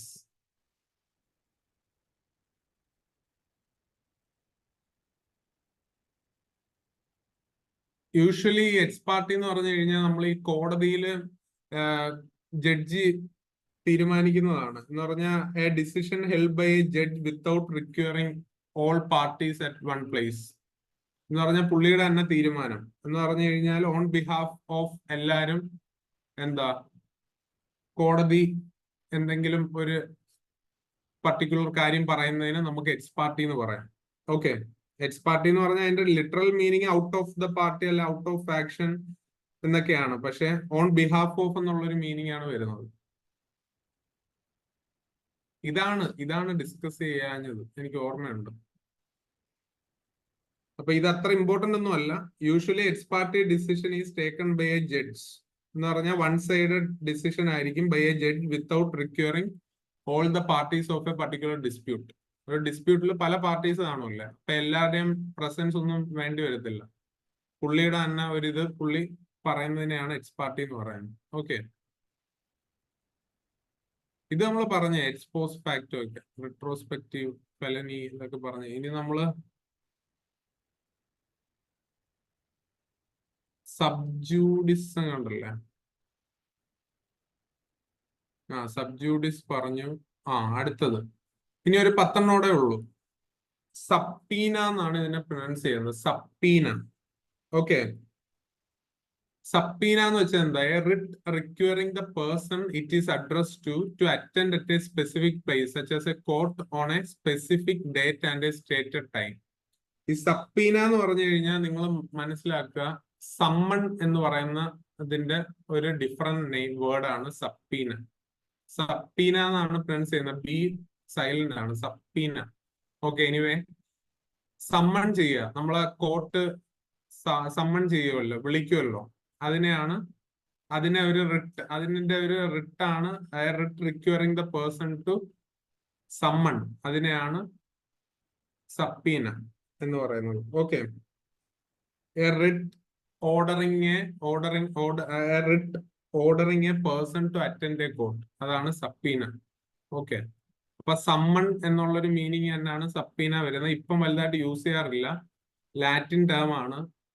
അപ്പോ ഇംഗ്ലണ്ടിലൊക്കെ ഈ സബ്പീന മാറ്റിയിട്ട് അവര് എന്താ, സബ്പീന എന്ന് പറഞ്ഞതിന്റെ meaning, literal meaning under penalty എന്നാണ്. Under penalty. Subpoena under penalty. Poena എന്ന് പറഞ്ഞാൽ പെനാൽറ്റി. അണ്ടർ പെനാൽറ്റി എന്ന് പറഞ്ഞാൽ സമ്മൺ ചെയ്യുന്നു, ആ ഒരു മീനിങ് ആണ്. ഇപ്പം പുറത്തൊക്കെ ആണെങ്കിൽ വിറ്റ്നസ് സമ്മൺസ് എന്ന് പേര് മാറ്റി. കാര്യം ലേമാൻ, സാധാരണക്കാരന് മനസ്സിലാവാൻ സബ്പീന എന്നൊക്കെ പറഞ്ഞാൽ എന്താണെന്ന് മനസ്സിലാവത്തില്ല. അതുകൊണ്ട് വിറ്റ്നസ് സമ്മൺ എന്നുള്ള ഒരു യൂസേജ് വന്നു. ഇതൊന്നും ചോദിക്കാനുള്ള സാധ്യത കുറവാ. സ്റ്റിൽ ഞാൻ ഇട്ടേക്കുന്നതെന്ന് പറഞ്ഞാൽ നിങ്ങൾക്ക് വേണ്ടവർക്ക് ജസ്റ്റ് ഒന്ന് കണ്ടുപോവാം. ഓപ്ഷൻസിൽ നിന്നെങ്കിൽ നിങ്ങൾക്ക് ചോദിച്ചു കഴിഞ്ഞാൽ കിട്ടാൻ വേണ്ടിയാണ്. എനിവേ, അടുത്ത ക്വസ്റ്റ്യൻ, അടുത്ത വേർഡ് സുവാ ജനറിസ്. നമ്മള് സുയി എന്നല്ല സി എന്നൊക്കെ പറയില്ല, ആ സാധനം ഇത് പറയുന്നത് സുവ എന്നാണ്. സുവാ ജനറിസ്. സുവാ ജനറിസ് എന്താ? Describe something that belongs in a particular category or is the only one of its class. എന്ന് പറഞ്ഞാൽ സുവാ ജനറിസ് എന്ന് പറഞ്ഞാൽ of its own kind. Of its own kind. A person or a thing that is unique or a class by its own എന്ന് നമ്മൾ പറയല്ലോ. എന്ന് പറഞ്ഞാൽ ഒരു യുണീക്ക് ആയിട്ടുള്ള ഒരു സംഭവം, a class by of its own kind, അതുപോലത്തെ ഒന്നേ ഉള്ളൂ, യുണീക്ക് ആണ്. അതിനെയാണ് സുവാ ജനറിസ് എന്ന് പറയുന്നത്. നമുക്ക് ഇംഗ്ലീഷിൽ തന്നെ ഈ സെന്റൻസ് ഒക്കെ ഉപയോഗിക്കാം. She is an original artist. Her paintings, each of her paintings is sui generis എന്നൊക്കെ നമുക്ക് വേണമെങ്കിൽ ഉപയോഗിക്കാം. പക്ഷെ അതിന്റെ ആവശ്യം വരില്ലെന്ന് തോന്നുന്നു. ലാറ്റിനൊക്കെ ഇപ്പം മാക്സിമം നമ്മൾ കുറച്ച് യൂസ് ചെയ്യുന്ന കാലഘട്ടമാണ്. ബട്ട് ജസ്റ്റ് ഞാൻ പറഞ്ഞതാണ്, അങ്ങനെ ഉപയോഗിക്കാം. അപ്പോ Suwa ജനറിസ് of its own kind എന്നുള്ള മീനിങ് ആണ്. അപ്പൊ യൂഷ്വലി ഇത് ഉപയോഗിക്കുന്നതെന്ന് പറഞ്ഞാൽ ലോ പാർലൻസില് സുവാ ജനറിസ് ഉപയോഗിക്കുന്നതെന്ന് പറഞ്ഞു കഴിഞ്ഞാൽ ചില സ്പെഷ്യൽ കേസ് ഒക്കെ വരുമല്ലോ. അപ്പൊ ആ സ്പെഷ്യൽ യുണീക്ക് കേസ് ഒക്കെ വരുമ്പോൾ ഈ സുവാ ജനറിസ് എന്ന് പറയുന്ന ടേം ഉപയോഗിക്കും. അതാണ് ലോ ആയിട്ട് റിലേറ്റഡ് ഇതിന്റെ ഇമ്പോർട്ടൻസ്. ഓക്കെ. ഇപ്പോ കോപ്പിറൈറ്റ് ലോ ഒക്കെ വരുമ്പോൾ ഇന്റലക്ച്വൽ പ്രോപ്പർട്ടി റൈറ്റ്സ് എന്ന് പറയുന്ന ഒരു സംഭവമുണ്ട്, അറിയായിരിക്കുമല്ലോ. അപ്പൊ ഇന്റലക്ച്വൽ പ്രോപ്പർട്ടി റൈറ്റ്സ് കോപ്പി റൈറ്റ്സിന്റെ ലോയുടെ അണ്ടറിൽ വരുവാണെങ്കിൽ അതിന് സെപ്പറേറ്റ് സ്റ്റാറ്റ്യൂട്ട് ഒക്കെ ഉണ്ട്. അത് കാരണം അതിനെ വേണേൽ സുവാ ജനറിസ് എന്നൊക്കെ പറയാം. അത് ഡീറ്റെയിൽ ആയിട്ടൊന്നും അറിയണ്ട. Anyway, one of its kind അല്ലെങ്കിൽ ഇറ്റ്സ് ഓൺ കൈൻഡ് അല്ലെങ്കിൽ യുണീക്ക് എന്നൊക്കെ ഉള്ള മീനിങ് ആണ് സുവാ ജനറിസ്. ഇത്ര അറിഞ്ഞാൽ മതി. അടുത്ത നോക്കാം, സുവാ ജൂറിസ്. സുവാ ജനറിസ് എന്ന് പറഞ്ഞാൽ it's own kind. Suwa juris എന്ന് പറഞ്ഞാൽ ഇതും ഇമ്പോർട്ടന്റ് ആണ്. ഇത് ഇമ്പോർട്ടന്റ് ആട്ടോ. സുവാ ജൂറിസ് എന്ന് പറഞ്ഞാൽ എന്താ? Describe someone who can enter in to a contract without any restriction. ഇങ്ങനെ കാണുമ്പോൾ നമുക്ക് കുറച്ച് കോംപ്ലിക്കേറ്റഡ് ആയിട്ട് തോന്നും. ഒന്നും ആലോചിക്കേണ്ട, സംഭവം ഇറ്റ്സ് ഓൺ റൈറ്റ്. സുവാ ജൂറിസിന്റെ മീനിങ് ഇറ്റ്സ് ഓൺ റൈറ്റ് ആണ്. അതിന്റെ ശരിക്കുള്ള സംഭവം എന്താന്ന് പറഞ്ഞാൽ a person having full legal rights എന്ന് പറഞ്ഞു കഴിഞ്ഞാൽ 18 വയസ്സുള്ള, വോട്ട് ചെയ്യാൻ അധികാരമുള്ള ആള്, ഒരു ഗാർഡിയന്റെ ആവശ്യമില്ലാത്ത, ഐ മീൻ വേറൊരു പേഴ്സന്റെ ഗാർഡിയൻഷിപ്പ് ആവശ്യമില്ലാത്ത ഒരു തീരുമാനം അല്ലെങ്കിൽ ഒരു റൈറ്റ് സ്വന്തമായിട്ട് ഉള്ള ആളാണ് സുവാ ജൂറിസ്. അപ്പൊ it's in one's own right. പുള്ളിയുടെ തന്നെ ഉറപ്പില് പുള്ളിക്ക് ഈ പറയുന്ന പോലെ എല്ലാം ടെസ്റ്റിമോണി എല്ലാം കൊടുക്കാൻ പറ്റും. അതിനെയാണ് സുവാ ജൂറിസ് എന്ന് പറഞ്ഞത്. എന്ന് പറഞ്ഞാൽ anyone who has attain the age of maturity or majority, age of majority is can be called as sui juris. എന്ന് പറഞ്ഞാൽ a person who is not a minor or under 18 years of age. Clear ആണോ? അപ്പൊ അതുകൊണ്ടാണ് describe someone who can enter in to a contract without any restriction എഴുതിയേക്കുന്നത്. Restriction വേണ്ടല്ലോ. അടുത്തത് Supra. നമ്മളിത് pronounce ചെയ്യുന്നത് സൂപ്ര എന്നാണ്. സൂപ്ര, സൂപ്ര എന്ന് പറഞ്ഞു കഴിഞ്ഞാൽ എബോവ്. ഇത് നിങ്ങൾ പലയിടത്തും കണ്ടിട്ടുള്ളതായിരിക്കും. സൂപ്ര എന്ന് പറയുന്നത് usually used in academic or academic ടെക്സ്റ്റുകളിലും ബുക്കുകളിലെല്ലാം നമ്മൾ ഉപയോഗിക്കുന്നതാണ്. എന്ന് പറഞ്ഞാൽ to refer to something mentioned above, to refer to something mentioned above or earlier in that particular document. ഇപ്പൊ ഇവിടെ എഴുതുന്നുണ്ട് above or see above or before in the document. അതിനെയാണ് സൂപ്ര എന്ന് പറയുന്നത്. ജസ്റ്റ് ആഡ് ചെയ്തെന്നേ ഉള്ളൂ. ചോദിക്കാനൊക്കെ ഉള്ള സാധ്യത ഈസ് ഓൾവേസ് ദയർ, ബട്ട് അതുകൊണ്ടാണ് ആഡ് ചെയ്തത്. എനിക്കൊരു ചെറിയെങ്കിലും പെർസെൻറ്റേജ് തോന്നുന്നത് മാത്രമേ ആഡ് ചെയ്തിട്ടുള്ളൂ. ഓക്കെ, കഴിഞ്ഞ വട്ടം ചോദിച്ചത് കുഴപ്പമില്ലാത്ത ക്വസ്റ്റ്യൻ. അപ്പൊ ടഫർ ആക്കാൻ ഉദ്ദേശിക്കുകയാണെങ്കിൽ ഇതല്ല, വേറെ ക്വസ്റ്റ്യൻസ് ഒക്കെ വേണമെങ്കിൽ ചോദിക്കാം. ഇന്ന് നമ്മൾ ഡിസ്കസ് ചെയ്തത് തന്നെ. Okay,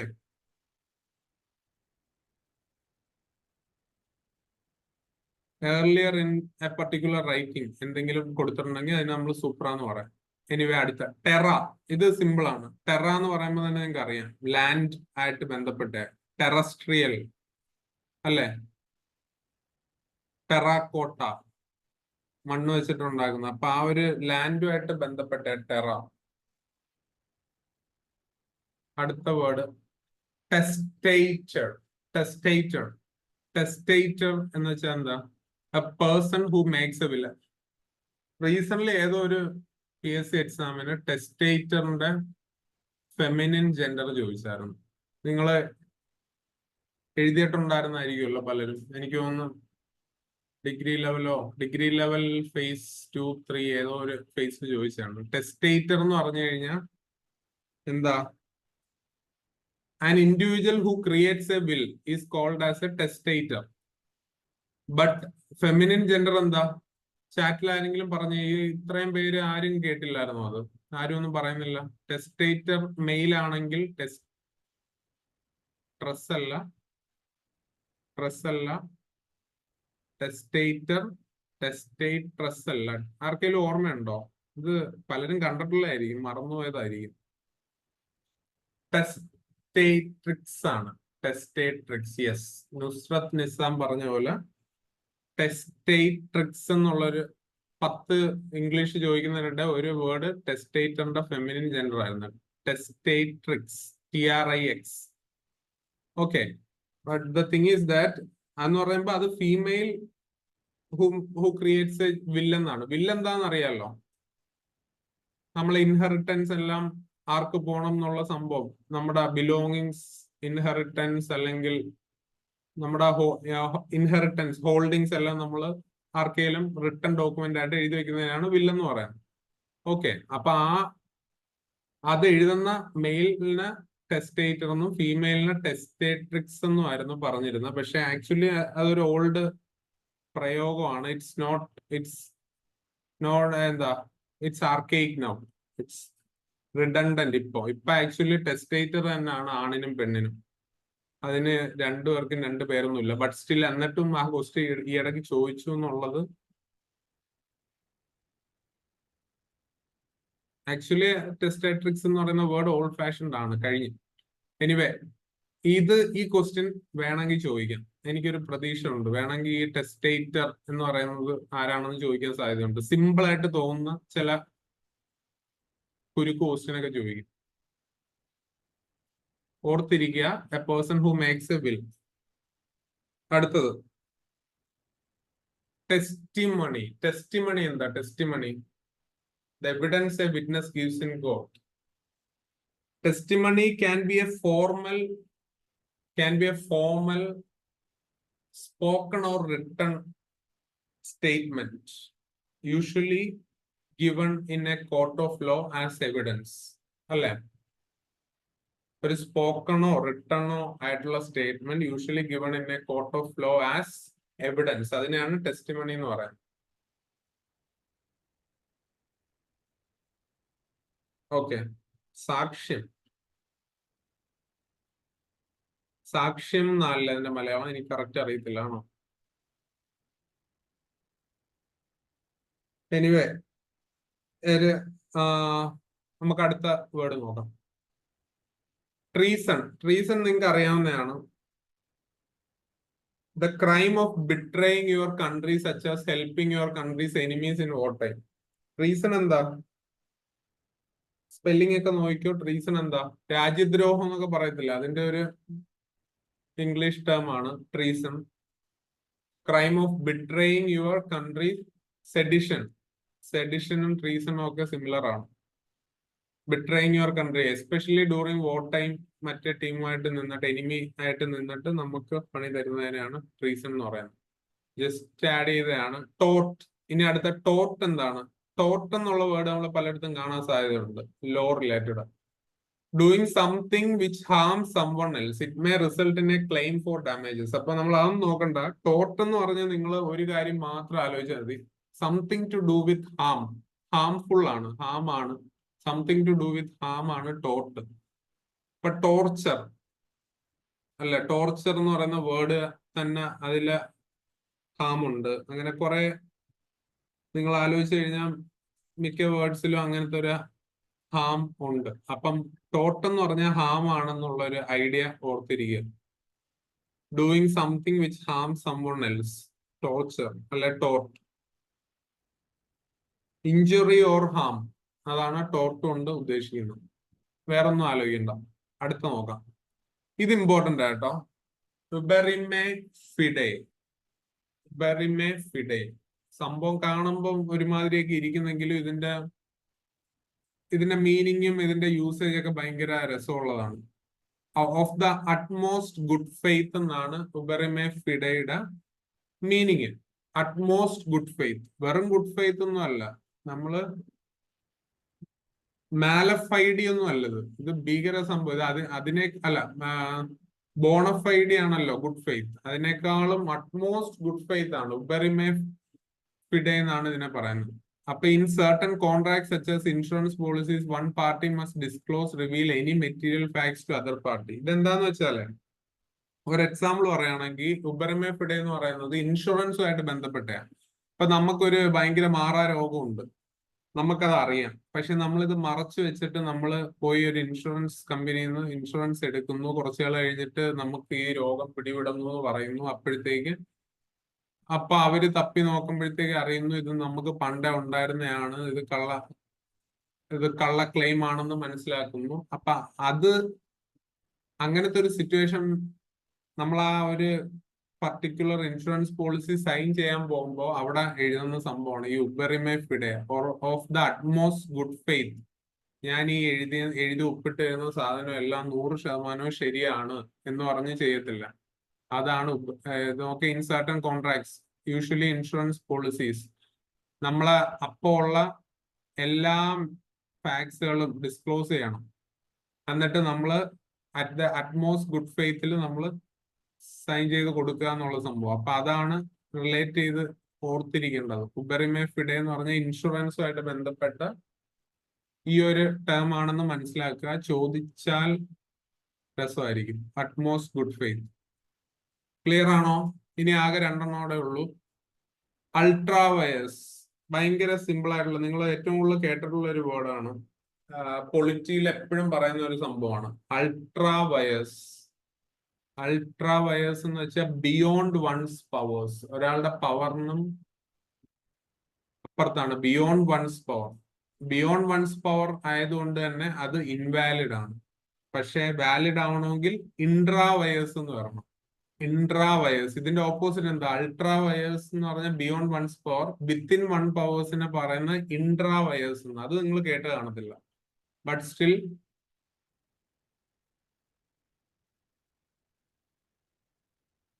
Intravires.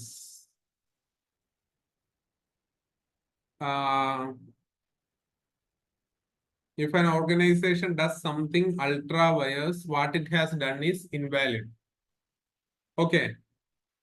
അൾട്രാ വയേഴ്സ് ആയിട്ട് നമ്മൾ പറഞ്ഞു ബിയോണ്ട് വൺസ് പവേഴ്സ് എന്തെങ്കിലും ഒരു ഓർഗനൈസേഷൻ ചെയ്തു കഴിഞ്ഞാൽ അത് ഇൻവാലിഡ് ആയിരിക്കും.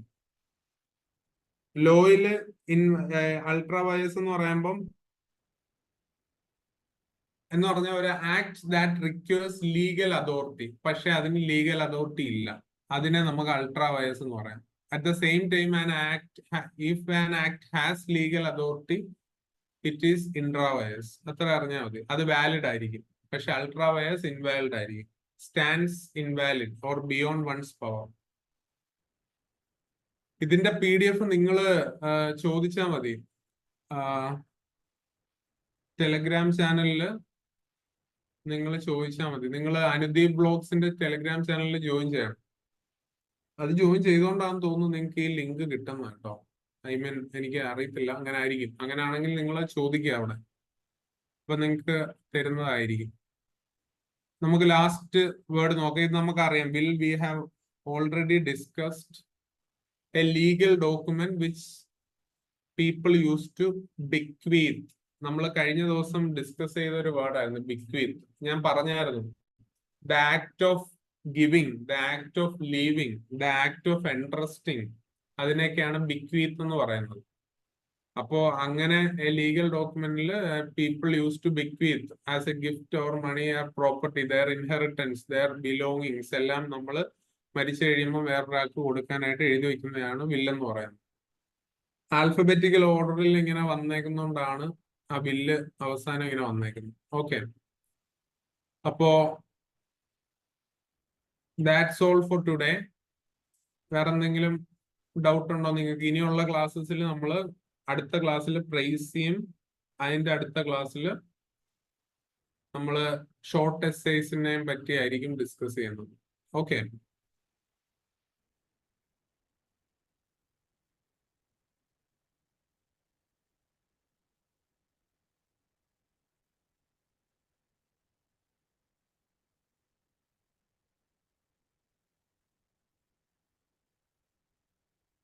എന്തെങ്കിലും ഡൗട്ട് ഉണ്ടെങ്കിൽ പറയാമോ? റെക്കോർഡഡ് ക്ലാസ് എവിടെ കാണാൻ പറ്റും? De minimis non curat lex, de minimis non curat lex ഒന്നുകൂടെ പറയാമോ? പറയാലോ.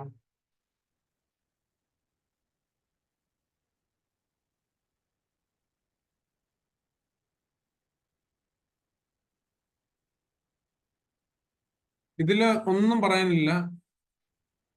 കോടതിക്ക് എന്താ ട്രിഫ്ലിംഗ് മാറ്റേഴ്സ് എന്ന് പറഞ്ഞാൽ എന്താ? ചെറിയ കാര്യങ്ങൾ, വളരെ ചെറിയ കാര്യങ്ങളിൽ കോടതി പലതും റിഡൻഡന്റ് ആണ്, യൂസ്ഫുൾ അല്ല, ഈ പർട്ടിക്കുലർ കേസുമായിട്ട് ബന്ധപ്പെട്ടതല്ല, അതുകൊണ്ട് ഇത് ഞങ്ങൾ കണക്കാക്കുന്നില്ല. വലിയ കാര്യത്തിൽ ഒരു തെളിവായിട്ട് ആരെങ്കിലും വരും, അപ്പൊ ഇത് തെളിവൊന്നും അല്ല, ഇത് കണ്ടിട്ട് നമുക്ക് തെളിവായിട്ട് തോന്നുന്നില്ല, ഇതുമായിട്ട് ഒരു ബന്ധമില്ല, അപ്പൊ അവര് ഡി മിനിമസ് നോൺ ക്യൂറാറ്റിലെക്സ് എന്ന് പറഞ്ഞിട്ട് സാധനം അങ്ങ് മാറ്റും, ഒഴിവാക്കും. അതിനെയാണ് അങ്ങനെ പറയുന്നത്. റെക്കോർഡിംഗ് എടുക്കാവുന്ന മാക്സിമം ടൈം എത്രയാണെന്നാ പറഞ്ഞു? റെക്കോർഡിംഗ് അല്ലായിരിക്കുമല്ല, RC എന്തോ. റൈറ്റിംഗ് കോംപ്രഹെൻഷൻ അല്ലേ? റൈറ്റിംഗ് കോംപ്രഹെൻഷൻ എടുക്കാവുന്ന ഞാൻ ടൈം ഒന്നുകൂടെ പറയാം. എന്റെ ഒരു കണക്കാണ്. കോംപ്രഹെൻഷന് 15 to 20 minutes ഈ ഫുള്ള് 20 മാർക്ക് എഴുതാൻ. പ്രൈസിക്ക് 15 minutes മാക്സിമം. അതിൽ തന്നെ ഒരു പ്രൈസിക്ക് ഒരു ആലോചിച്ച് ഇത് ചെയ്യാൻ വേണ്ടി ഒരു 2-3 മിനിറ്റ് എടുക്കേണ്ടി വരും. എന്നിട്ട് അല്ലെങ്കിൽ ഒരു 5 മിനിറ്റ് എടുത്താലും പ്രൈസ് ആലോചിച്ച് 5 മിനിറ്റ് എടുത്തതിന് ശേഷം 10 മിനിറ്റ് എഴുതാൻ, അങ്ങനെ 15 മിനിറ്റ്. എസ് 12.5 മിനിറ്റ് വെച്ച് 2 ക്വസ്റ്റ്യൻ. 15 മാർക്കിന്റെ ഒരു ക്വസ്റ്റ്യൻ നിങ്ങൾ 12.5 മിനിറ്റിൽ എഴുതണം. കാര്യം 150 വേർഡ്സ് ആണ് എസ്സേക്ക് പറഞ്ഞേക്കുന്നത്. 150 വേർഡ്സ് എന്ന് പറഞ്ഞു കഴിഞ്ഞാൽ റഫ്ലി അറൌണ്ട് 1.5 പേജേ വരത്തുള്ളൂ. ഒരു സൈഡും മറ്റേ സൈഡിന്റെ പകുതിയും. അല്ലാതെ നിങ്ങൾ ഒരുപാടൊന്നും എഴുതരുത്, അതിൽ കൂടുതൽ എഴുതാനുള്ള സമയമില്ല. അപ്പൊ നമ്മൾ ആ ഒരു സൈഡും മറ്റേ സൈഡിന്റെ പകുതിയും വെച്ച് കംപ്ലീറ്റ് ആക്കണമെങ്കിൽ അത്രയും ബ്രീഫായിട്ട് എഴുതണം എസ്സേക്ക്. അപ്പം എഴുതുന്നത് എല്ലാം പോയിന്റുകളായിരിക്കണം. പോയിന്റ് ആയിട്ട് എഴുതാതെ തന്നെ എഴുതുന്നതാണ് ബെറ്റർ. ഓക്കെ, അതിനെപ്പറ്റി പിന്നെ ഡിസ്കസ് ചെയ്യാം. വാല്യുവേഷന് വേണ്ടി അഫോർഡബിൾ ആയിട്ടുള്ള ഒരു കോഴ്സ് വെക്കാമോ? ലിമിറ്റഡ് സീറ്റ് മതി, അഫോർഡ് ആകില്ല വാല്യുവേഷൻ. ഓക്കെ, അത് ഞാൻ അനുദീപ് സാറിൻ്റെ അടുത്ത് പറയാം, സംസാരിക്കാം. കാര്യം ഇത് ഇനിയിപ്പോ ഇച്ചിരി അങ്ങോട്ട് വരുമ്പോഴത്തേക്ക് കൂടുതൽ ആൾക്കാർ ചോദിക്കുവാണെങ്കിൽ മിക്കവാറും വെക്കുമായിരിക്കും. ഞാൻ എന്തായാലും അന്വേഷിക്കാം. കാര്യം നിങ്ങൾ എഴുതി നോക്കുന്നത് ഇമ്പോർട്ടന്റ് ആണ്, നല്ലതാണ്. എസ്പെഷ്യലി ഇപ്പം എല്ലാം എഴുതി നോക്കുന്നത് നല്ലതാണ്. എസ്പെഷ്യലി എസ്സേസ് എന്നൊക്കെ പറയുമ്പോൾ കറണ്ട് റിലേറ്റഡ് ആയിട്ടുള്ള എസ്സേസ് ആയിരിക്കും വരാനുള്ള സാധ്യത കൂടുതൽ. കഴിഞ്ഞ വട്ടം അങ്ങനെ വന്നത്. ആ സമയത്ത് കഴിഞ്ഞ വട്ടം വന്ന ക്വസ്റ്റ്യൻസ് ഒക്കെ എന്താണ് ഓൺലൈൻ ലേണിംഗ് ബേസ് ചെയ്തിട്ടുള്ളതും ആ സമയത്ത് സിറ്റുവേഷൻ ബേസ് ചെയ്ത ക്വസ്റ്റ്യൻ കറക്റ്റ് വന്നു. അപ്പൊ അത് റിലേറ്റഡ് തന്നെ ഇപ്പോഴാണെങ്കിൽ വേണേ വരാൻ പറ്റും. പക്ഷെ ഇപ്പം മഴ ബേസ് ചെയ്തുള്ള സാധനങ്ങൾ വേണമെങ്കിൽ ക്വസ്റ്റ്യൻ വരാം. മഴക്കെടുതിയോ ഫ്ലഡ്സോ അതൊക്കെ ബേസ് ചെയ്തുള്ള ക്വസ്റ്റ്യൻസ് വേണമെങ്കിൽ ചോദിക്കാം. അപ്പൊ അതുകൊണ്ട് സിറ്റുവേഷൻ അനുസരിച്ചുള്ള കുറച്ച് എനിക്ക് തോന്നുന്ന കണക്കുള്ള കുറച്ച് ഇമ്പോർട്ടന്റ് എസ്സേസ് ഒക്കെ സജസ്റ്റ് ചെയ്യാം, കൊണ്ടുവരാം, ഡിസ്കസ് ചെയ്യാം നമുക്ക്. Okay, anyway thank you. വേറെന്തെങ്കിലും ഡൗട്ട് ഉണ്ടെങ്കിൽ ചോദിക്കാം, അല്ലെങ്കിൽ നമുക്ക് റാപ്പപ്പ് ചെയ്യാം. ഇനി മറ്റന്നാള് റേസിംഗ്. Okay, thank you all.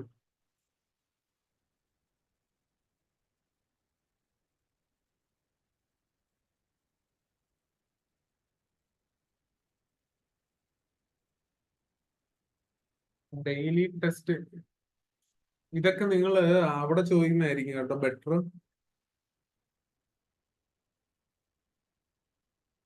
Daily ടെസ്റ്റിന്റെ കാര്യമൊക്കെ